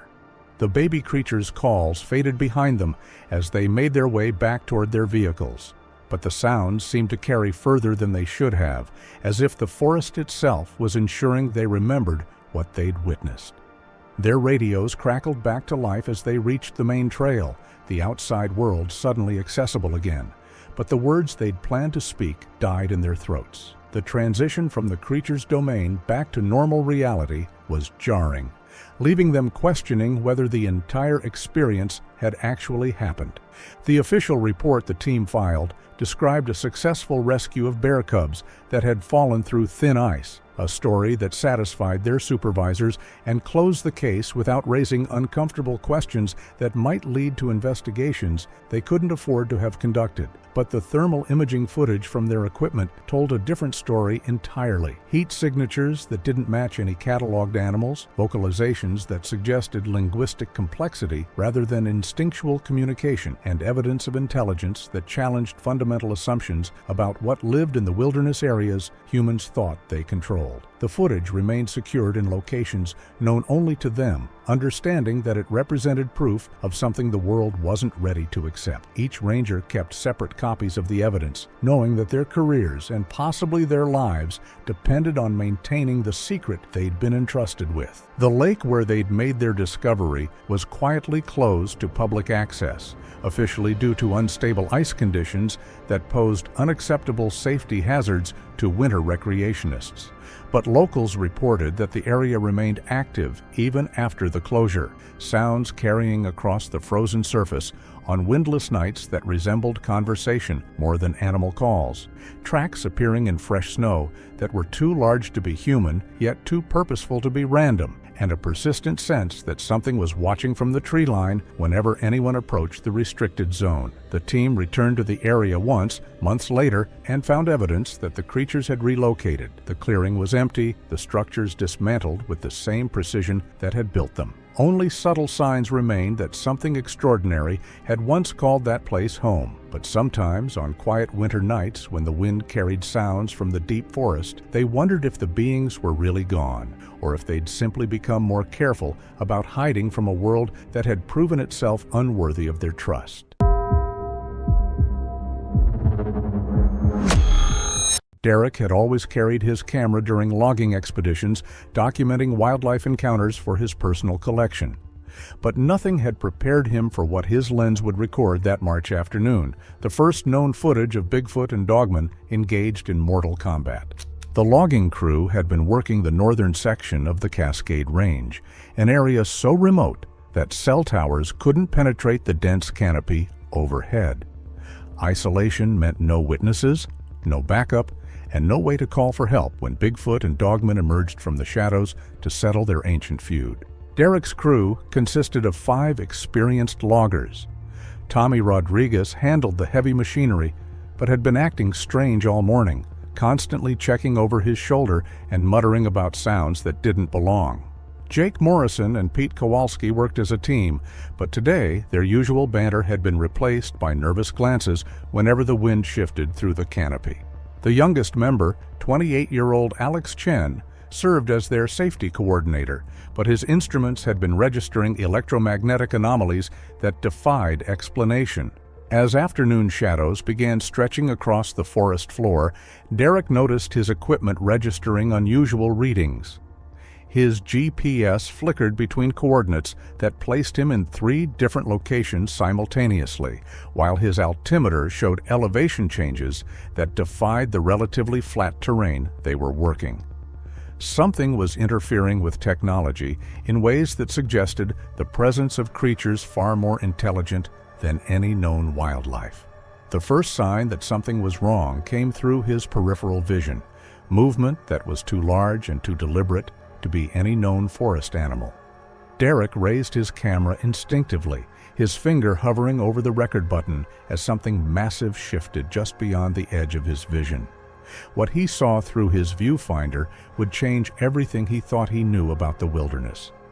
The forest floor beneath Derek's boots revealed tracks pressed into the soft earth that defied classification, impressions too large to be human, yet too purposeful to be random animal movement. But these weren't just any tracks. The massive human-like footprints could only belong to one creature, Bigfoot. Alongside them, smaller but equally disturbing prints showed elongated paws with claw marks that suggested the presence of something far more dangerous, a dogman. The sounds that followed challenged everything Derek thought he knew about forest acoustics. Deep vocalizations that seemed to come from multiple directions simultaneously, carrying emotional complexity that suggested communication between apex predators preparing for battle. His camera's audio equipment registered frequencies that shouldn't have been possible from any known wildlife, while the forest around him fell into an unnatural silence. Derek began recording as the sounds intensified, his camera capturing audio that would later defy analysis by cryptozoologists and acoustic specialists. The vocalizations carried patterns that suggested these creatures were communicating, Bigfoot's low, rumbling calls answered by the dogman's higher-pitched, more aggressive responses. Intelligence meant awareness, and awareness meant that both creatures knew exactly where he was. The electromagnetic interference affecting Derek's equipment began manifesting in ways that challenged his understanding of technology. His radio crackled with static, while his GPS unit displayed impossible coordinates. The systematic failure of multiple systems suggested that both Bigfoot and Dogman possessed abilities that extended far beyond physical strength. Then Derek saw them. Through a gap in the ancient trees, two massive figures stood facing each other in a natural clearing. The larger creature, unmistakably a Bigfoot, stood nearly 9 feet tall, its dark fur rippling with muscle as it swayed slightly from side to side. Its massive hands hung at its sides, fingers flexing as if preparing for combat. The intelligence in its deep-set eyes was immediately recognizable as sentient awareness. Across from the Bigfoot, a smaller but equally terrifying figure crouched in an aggressive stance. The dogman's elongated snout revealed rows of razor-sharp teeth, while its yellow eyes burned with predatory hunger. Its muscular frame was built for speed and violence, every line of its body suggesting barely contained aggression. The creature's hands ended in claws that could tear through flesh and bone with ease. For a moment, that felt like eternity. Bigfoot and Dogman simply stared at each other, the tension between them so thick Derek could feel it through his camera lens. Neither creature moved, but their vocalizations continued, low growls and rumbles that spoke of ancient animosity and territorial disputes that had been brewing for generations. Derek's hands trembled as he adjusted his camera's focus, trying to capture every detail of this impossible encounter. The Bigfoot's massive chest rose and fell with controlled breathing, while the dogman's ears twitched at every sound, its entire body coiled like a spring ready to explode into violence. Suddenly, the dogman's head snapped in Derek's direction. For one terrifying moment, those yellow eyes locked onto his position behind the trees. Derek froze, his finger still on the record button, as the creature's nostrils flared, testing the air for his scent. The Bigfoot followed the dogman's gaze, its own dark eyes scanning the forest until they too found Derek's hiding spot. The moment of discovery changed everything. The Bigfoot let out a thunderous roar that shook the trees, while the dogman responded with a howl that made Derek's blood run cold. But instead of attacking him, their attentions snapped back to each other with renewed fury. The presence of a human witness had somehow escalated their territorial dispute into something far more dangerous. The dogman struck first, launching itself through the air with impossible speed. Its claws extended as it aimed for the Bigfoot's throat, but the larger creature was ready. With reflexes that defied its massive size, the Bigfoot caught the dogman mid-leap, its powerful hands wrapping around the creature's torso as they crashed to the forest floor. Derek's camera captured every brutal second as the two cryptids rolled across the clearing, each trying to gain the upper hand. The dogman's claws raked across Bigfoot's chest, leaving deep furrows that immediately began bleeding, while the Bigfoot's massive fists pounded into its opponent's ribs with bone-crushing force.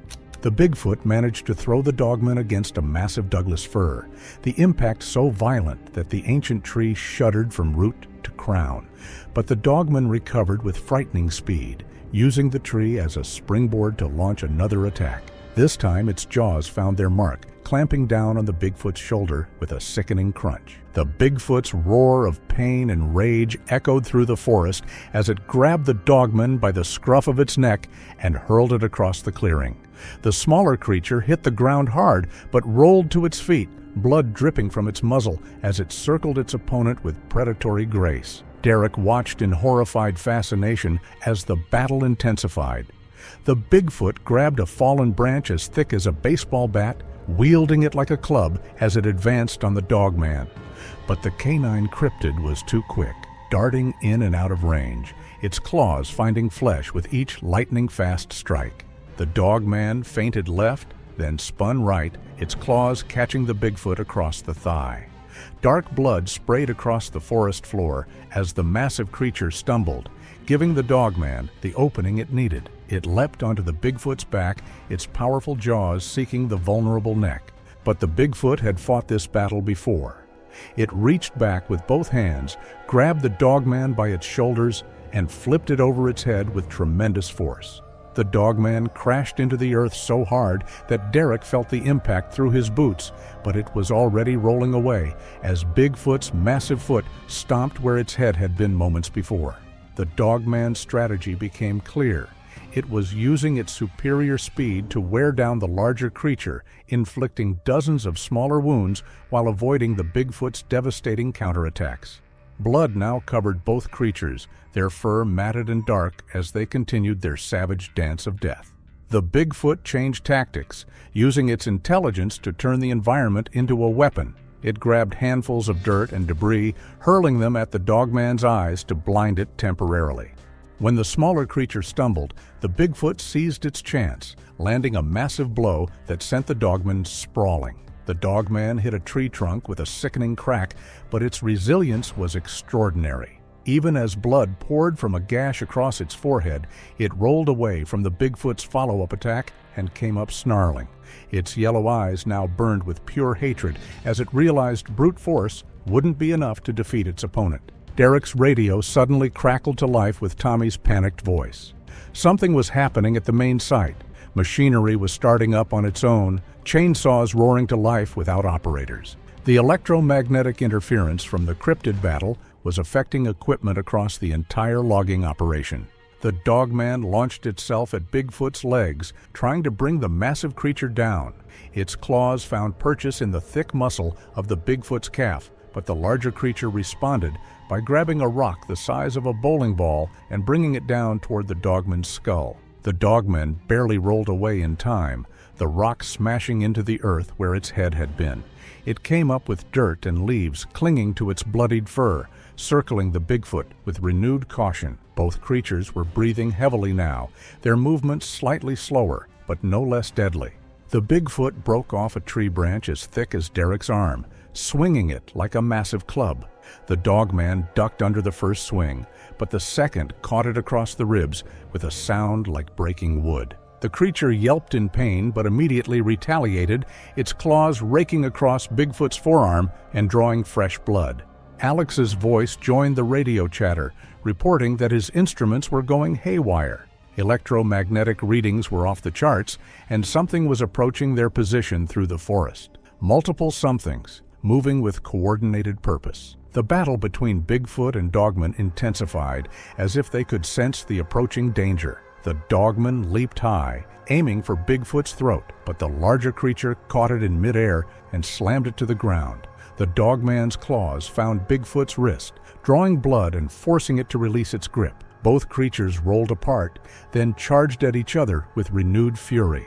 They collided in the center of the clearing with an impact that shook the trees, their roars and howls echoing through the forest as they grappled for dominance. The Bigfoot managed to get its hands around the dogman's throat, lifting the smaller creature off the ground. But the dogman's powerful legs kicked out, its claws raking across Bigfoot's chest and forcing it to drop its opponent. The dogman hit the ground running, circling behind the Bigfoot and leaping onto its back. Its jaws clamped down on the creature's shoulder, while its claws dug deep into the thick fur and muscle. The Bigfoot roared in pain and rage, reaching back to grab its tormentor. Derek's camera captured every brutal detail as the Bigfoot finally got a grip on the dogman and hurled it against another tree. This time the impact was devastating. The dogman hit the trunk with enough force to crack the bark, then slumped to the ground, momentarily stunned. The Bigfoot advanced for what looked like the killing blow, but the forest suddenly erupted with new sounds. Howls and roars echoed from multiple directions as other creatures responded to the battle. The electromagnetic interference had drawn every cryptid in the area to this location. Jake's voice screamed through the radio that something was attacking their equipment. Chainsaws were cutting through trees on their own, while hydraulic systems moved with mechanical precision to destroy everything in sight. The battle between Bigfoot and Dogman had triggered a response that threatened to consume the entire logging operation. The Dogman shook off its daze and rolled away, just as Bigfoot's massive fist smashed into the tree where its head had been. Bark exploded in all directions as the ancient Douglas fir shuddered from the impact. Both creatures were now covered in blood and breathing heavily, but neither showed any sign of backing down. The Dogman's left ear was torn and bleeding, while the Bigfoot's right arm hung at an awkward angle, suggesting broken bones. The Dogman made a desperate lunge for Bigfoot's injured arm, its teeth seeking the vulnerable joint. But the Bigfoot was ready, using its good arm to grab the Dogman by the throat and lift it off the ground once again. This time, the Dogman couldn't break free. Its claws raked desperately at Bigfoot's arm, drawing blood but unable to force the creature to release its grip. The Bigfoot's dark eyes burned with triumph as it began to squeeze. But the forest around them was changing. The sounds of approaching creatures grew louder, and Derek realized that both Bigfoot and Dogman families were converging on this location. The territorial dispute between two individuals was about to become a war between species.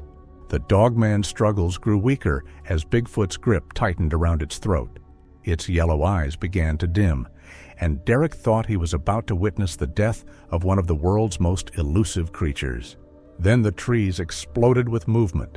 More Dogmen burst from the underbrush, their howls filling the air as they charged toward the Bigfoot. At the same time, additional Bigfoot emerged from deeper in the forest, their massive forms moving with surprising speed as they rushed to aid their kinsmen.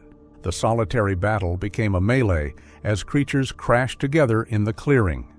Derek's camera captured the chaos as Bigfoot and Dogman fought in groups, their individual combat expanding into something that resembled a medieval battlefield. Tommy's voice screamed through the radio that the machinery was now actively hunting the crew. Chainsaws moved on their own, cutting down trees that fell toward the fleeing loggers. The electromagnetic interference had somehow given the equipment a malevolent intelligence. The original Bigfoot released the Dogman as it turned to face three new attackers.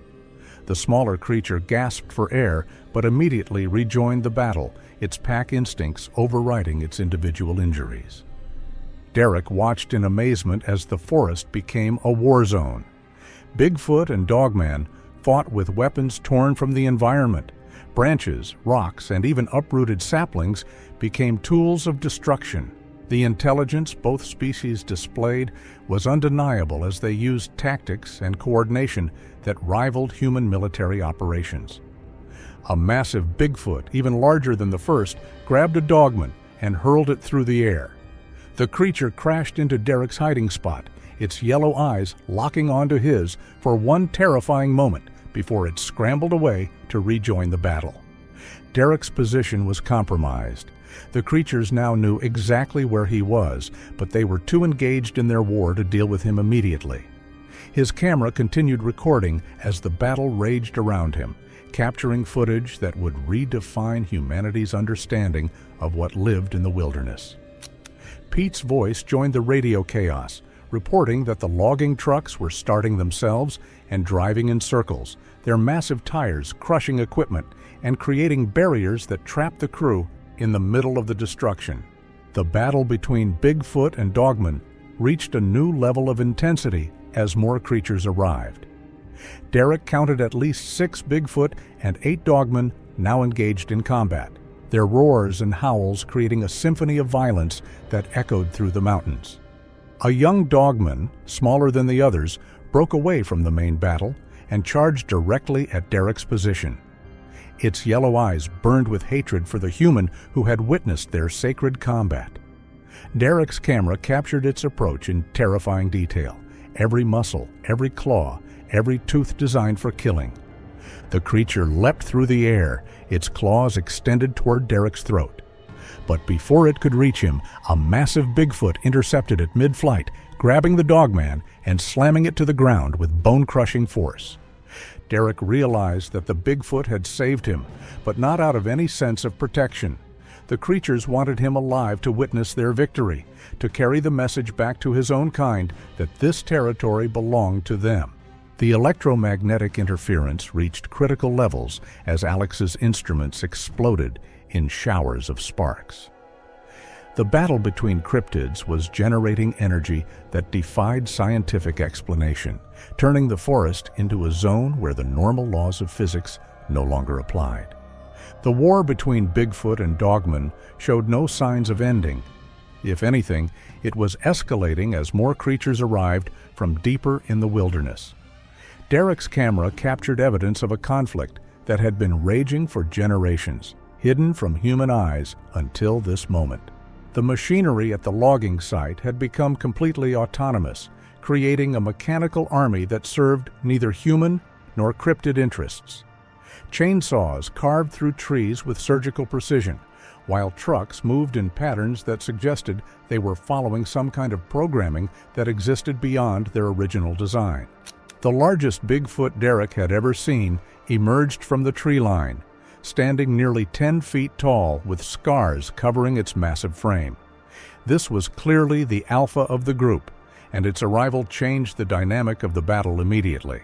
The other Bigfoot stepped back respectfully as their leader surveyed the carnage. The alpha Bigfoot let out a roar that shook the entire forest, a sound so deep and powerful that Derek felt it in his bones.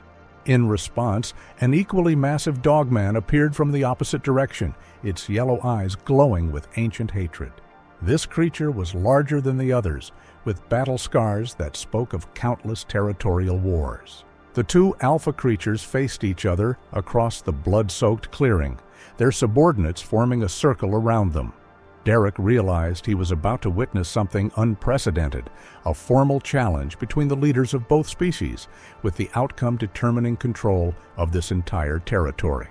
The alpha dogman's lips pulled back in a snarl that revealed fangs longer than Derek's fingers, while the alpha Bigfoot's massive hands clenched into fists that could crush a man's skull. The tension between them was electric, charging the air with violence that made every other creature in the clearing step back in anticipation. When they finally clashed, the impact was like thunder. The alpha Bigfoot's massive fist connected with the dogman's jaw, sending the creature staggering backward, but the dogman recovered instantly, its claws raking across Bigfoot's chest in retaliation. Blood sprayed across the forest floor as both alphas engaged in combat that dwarfed everything Derek had witnessed so far. Derek's footage continued recording as the battle raged around him, documenting a war between species that challenged everything science thought it knew about North American wildlife. The camera that had started the day recording routine logging operations now held evidence of a reality that existed parallel to human understanding. The forest had become a battlefield where ancient enemies fought for dominance while human technology turned against its creators. Derek's camera captured it all, but he was beginning to wonder if he would survive long enough to share what he had witnessed. The war between Bigfoot and Dogman was far from over, and Derek Sullivan was trapped in the middle of it all. The camera remembers everything, but some witnesses don't live to tell the tale.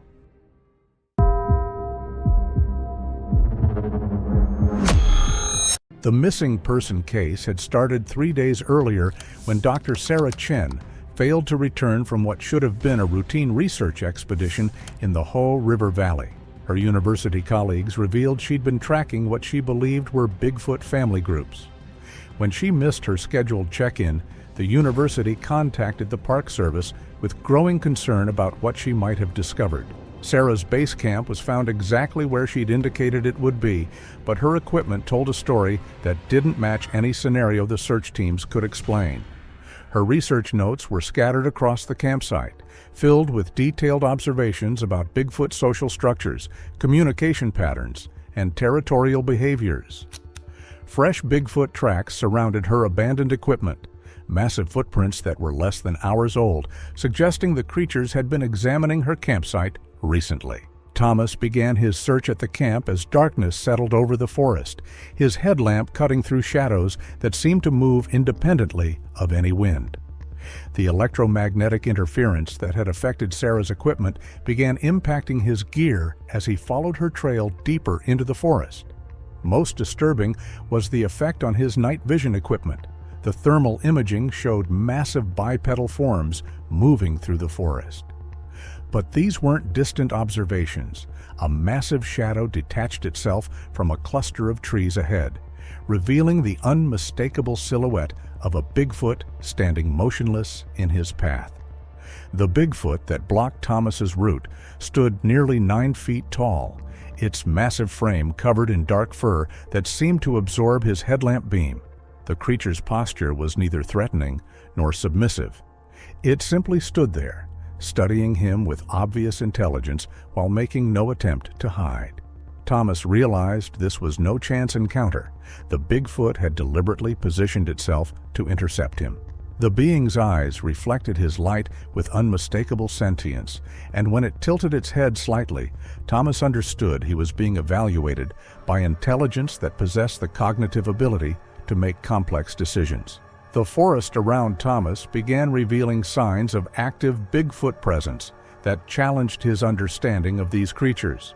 Trees had been marked with scratches that were too high and systematic to be random, while the undergrowth showed evidence of pathways deliberately maintained by something with opposable thumbs.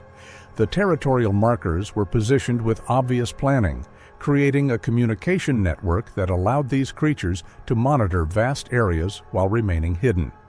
Some of these markers were fresh. The Bigfoot were actively updating their system, possibly in response to his presence. The sounds that began following Thomas through the darkness were unmistakably the Bigfoot vocalizations Sarah had described in her research notes.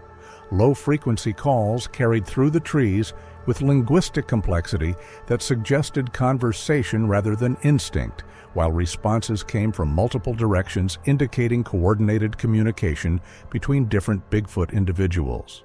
The vocalizations seemed to be tracking his movement, providing real-time updates to unseen Bigfoot observers who maintained perfect distance while never losing contact. When Thomas stopped moving, the Bigfoot calls stopped as well, resuming only when he continued deeper into territory that clearly belonged to these intelligent creatures. The discovery of Sarah's research equipment scattered along the trail told a story of systematic investigation rather than panicked flight. Her cameras had been carefully dismantled by what could only have been Bigfoot hands, with components arranged in patterns that suggested examination by creatures with detailed understanding of electronic devices. The memory cards were missing, but the cameras showed no signs of damage, as if the Bigfoot who had taken them apart possessed both intelligence to understand their function and manual dexterity to disassemble them without harm.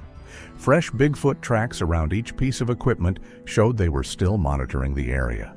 The trail led Thomas to a clearing that showed unmistakable evidence of long-term Bigfoot habitation, structures that demonstrated these creatures possessed architectural knowledge and social organization far beyond what any researcher had previously documented. Bigfoot constructions built from natural materials demonstrated engineering principles that should have required tools, yet showed no evidence of metal components. The construction was sophisticated enough to provide shelter while remaining virtually invisible from aerial observation. Around the perimeter, Thomas found Bigfoot observation posts positioned to provide complete surveillance while remaining concealed. The structures showed signs of recent occupation. Warm ashes, freshly arranged bedding materials, and lingering scent suggesting the Bigfoot inhabitants had only recently vacated in response to his approach. The thermal imaging equipment suddenly began registering massive heat signatures moving through the forest around the clearing, unmistakably the forms of multiple Bigfoot individuals.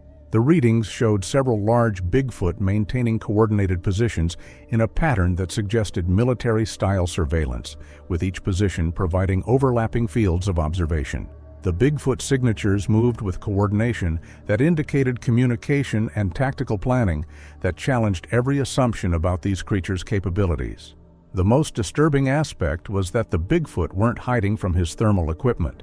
They were allowing themselves to be detected as if they wanted him to understand the scope of their surveillance capabilities. The Bigfoot vocalizations suddenly changed in tone and frequency, becoming more urgent and coordinated as multiple Bigfoot voices joined what was clearly a complex conversation. The sounds carried emotional content that was unmistakably intelligent. Concern, deliberation, and decision-making that suggested the Bigfoot were discussing what to do about his presence in their territory. Thomas understood that he was being evaluated by Bigfoot intelligence that possessed the cognitive ability to weigh options and make strategic decisions about threats to their community. The largest heat signature on his thermal display began moving directly toward his position, no longer maintaining distance, but approaching with obvious intent. The discovery of Sarah's final research notes in the center of the clearing revealed the true scope of what she'd uncovered about Bigfoot society. Her observations describe Bigfoot as a species that possessed not only intelligence and social organization, but cultural traditions passed down through generations of careful adaptation to human encroachment. The Bigfoot had developed sophisticated methods for avoiding detection while maintaining territorial control, creating a parallel society that existed alongside human civilization without being acknowledged. Her final notes were written in two different handwritings, her own and something else that formed crude but recognizable letters, suggesting the Bigfoot had been attempting to communicate through written language. The Bigfoot structures Thomas examined showed evidence of recent occupation, with areas used for activities he couldn't identify, but that clearly served specific purposes within Bigfoot social organization. Tool marks on wooden components indicated Bigfoot use of implements sophisticated enough to create precise joints, yet made from materials that would leave no archaeological evidence if discovered by humans. The level of craftsmanship suggested generations of accumulated knowledge refined through cultural transmission, indicating a Bigfoot civilization that had achieved technological sophistication through entirely different developmental paths than human society. Movement in his peripheral vision revealed several Bigfoot emerging from concealment around the clearing's perimeter, no longer hiding, but standing openly where he could see them. As Thomas documented his discoveries, the thermal signatures around the clearing began moving in patterns that indicated the Bigfoot were implementing some kind of response protocol.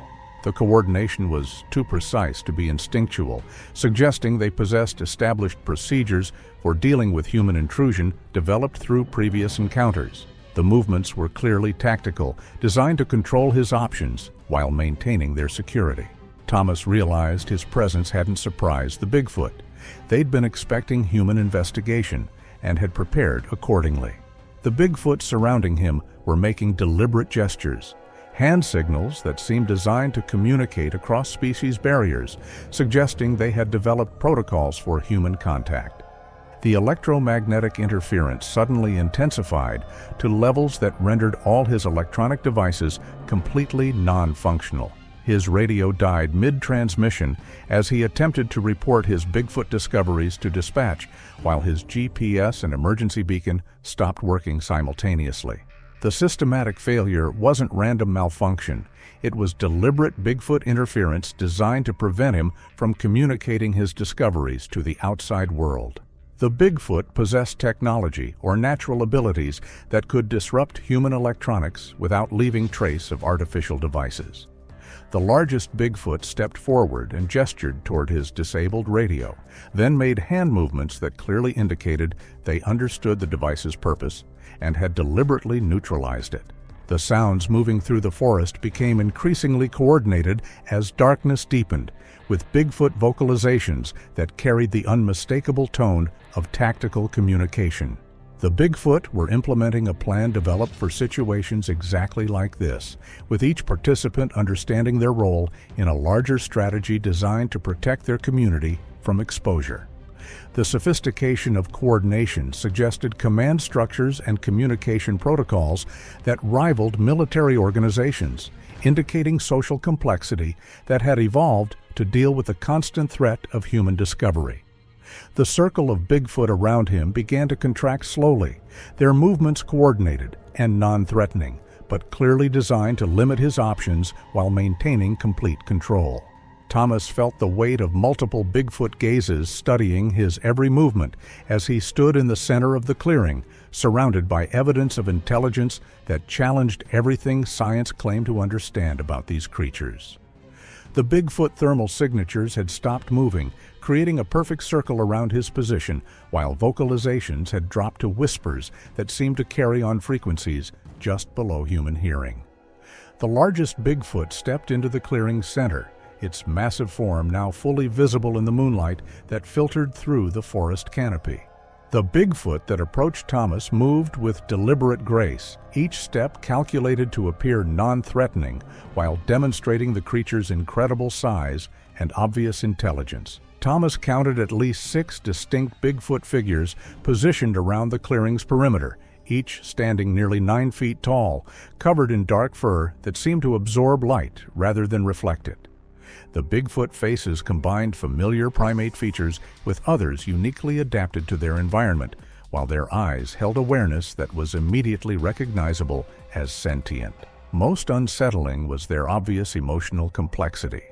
Curiosity mixed with caution, intelligence tempered by ancient wisdom that suggested these Bigfoot had been observing human behavior for far longer than humans had suspected their existence. The largest Bigfoot stepped forward, its movements deliberate and non-threatening, yet carrying authority that suggested leadership within their social structure.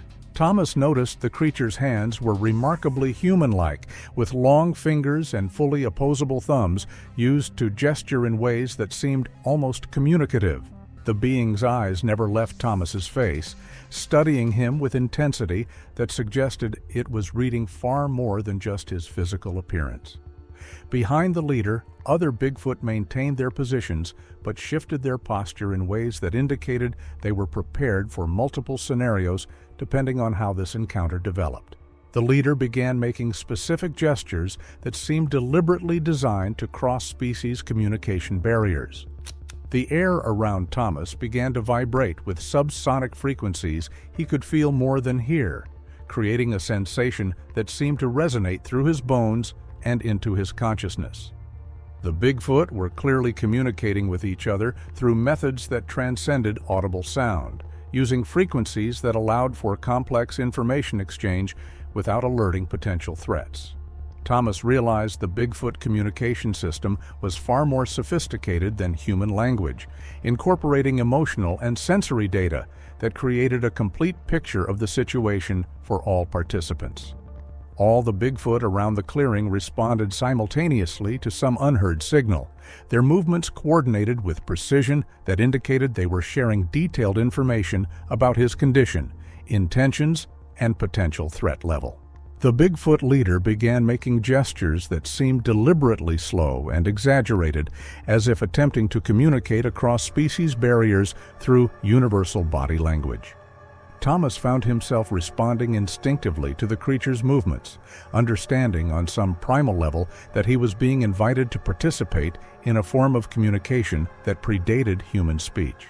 The exchange that followed challenged everything he thought he knew about intelligence and consciousness, as the Bigfoot being demonstrated cognitive abilities that suggested not just awareness, but wisdom accumulated through lifetimes of careful observation and learning.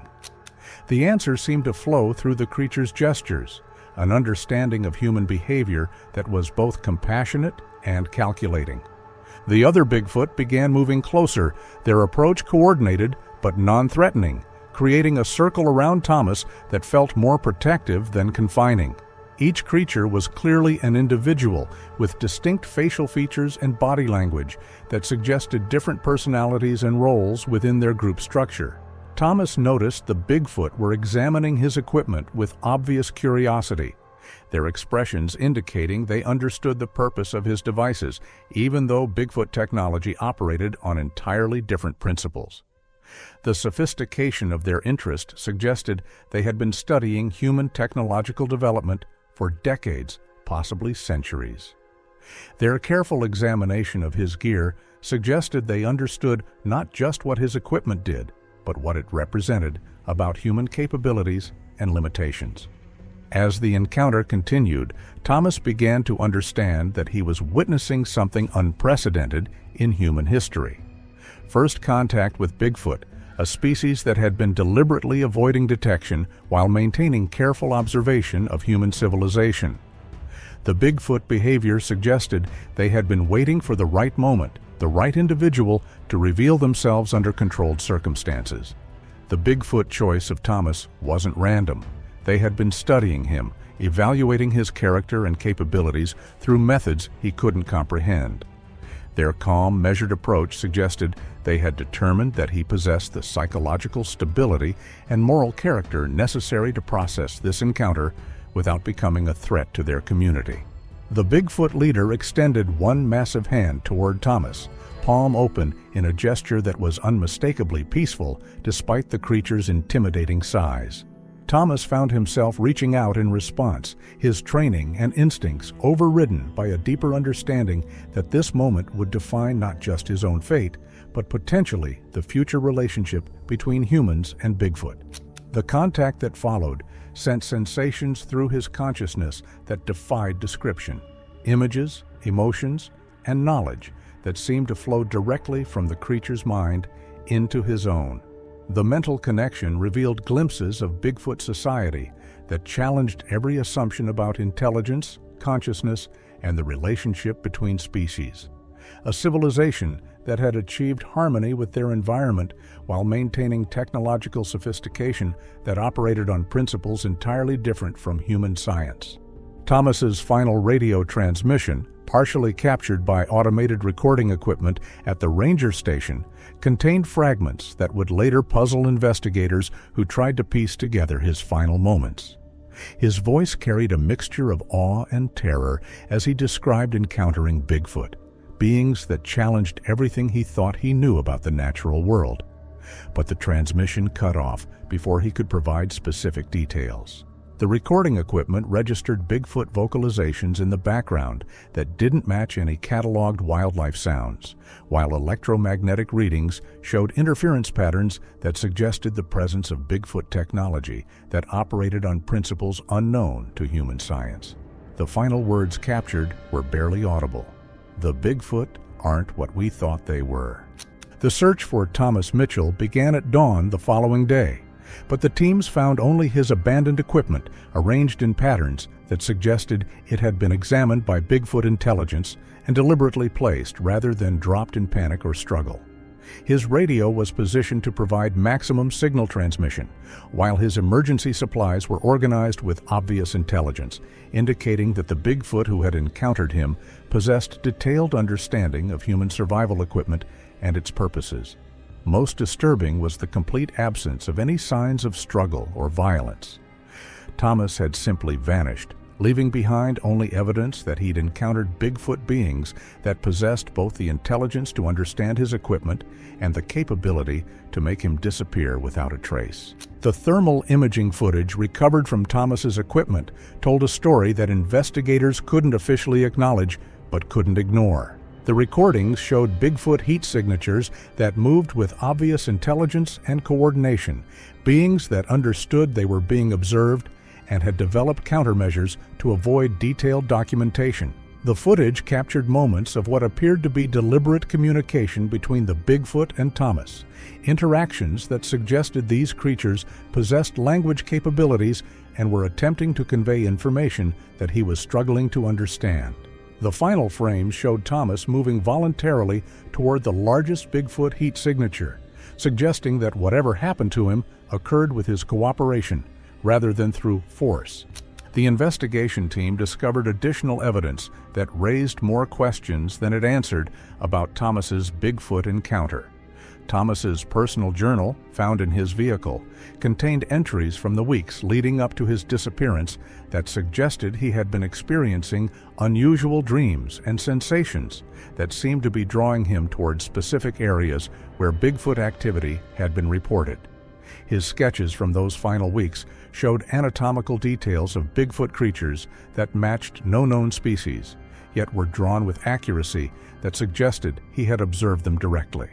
The progression of his entries indicated a growing awareness that Bigfoot were attempting to communicate with him through methods that bypassed conscious thought.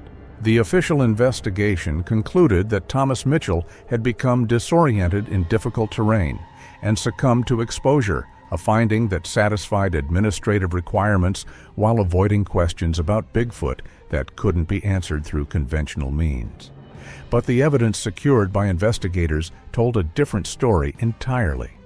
One of contact between human and Bigfoot intelligence that had resulted in Thomas's disappearance under circumstances that challenged fundamental assumptions about what lived in the wilderness areas humans thought they controlled. The case files remained classified, accessible only to personnel with clearance levels that ensured the truth about Bigfoot would never reach public awareness.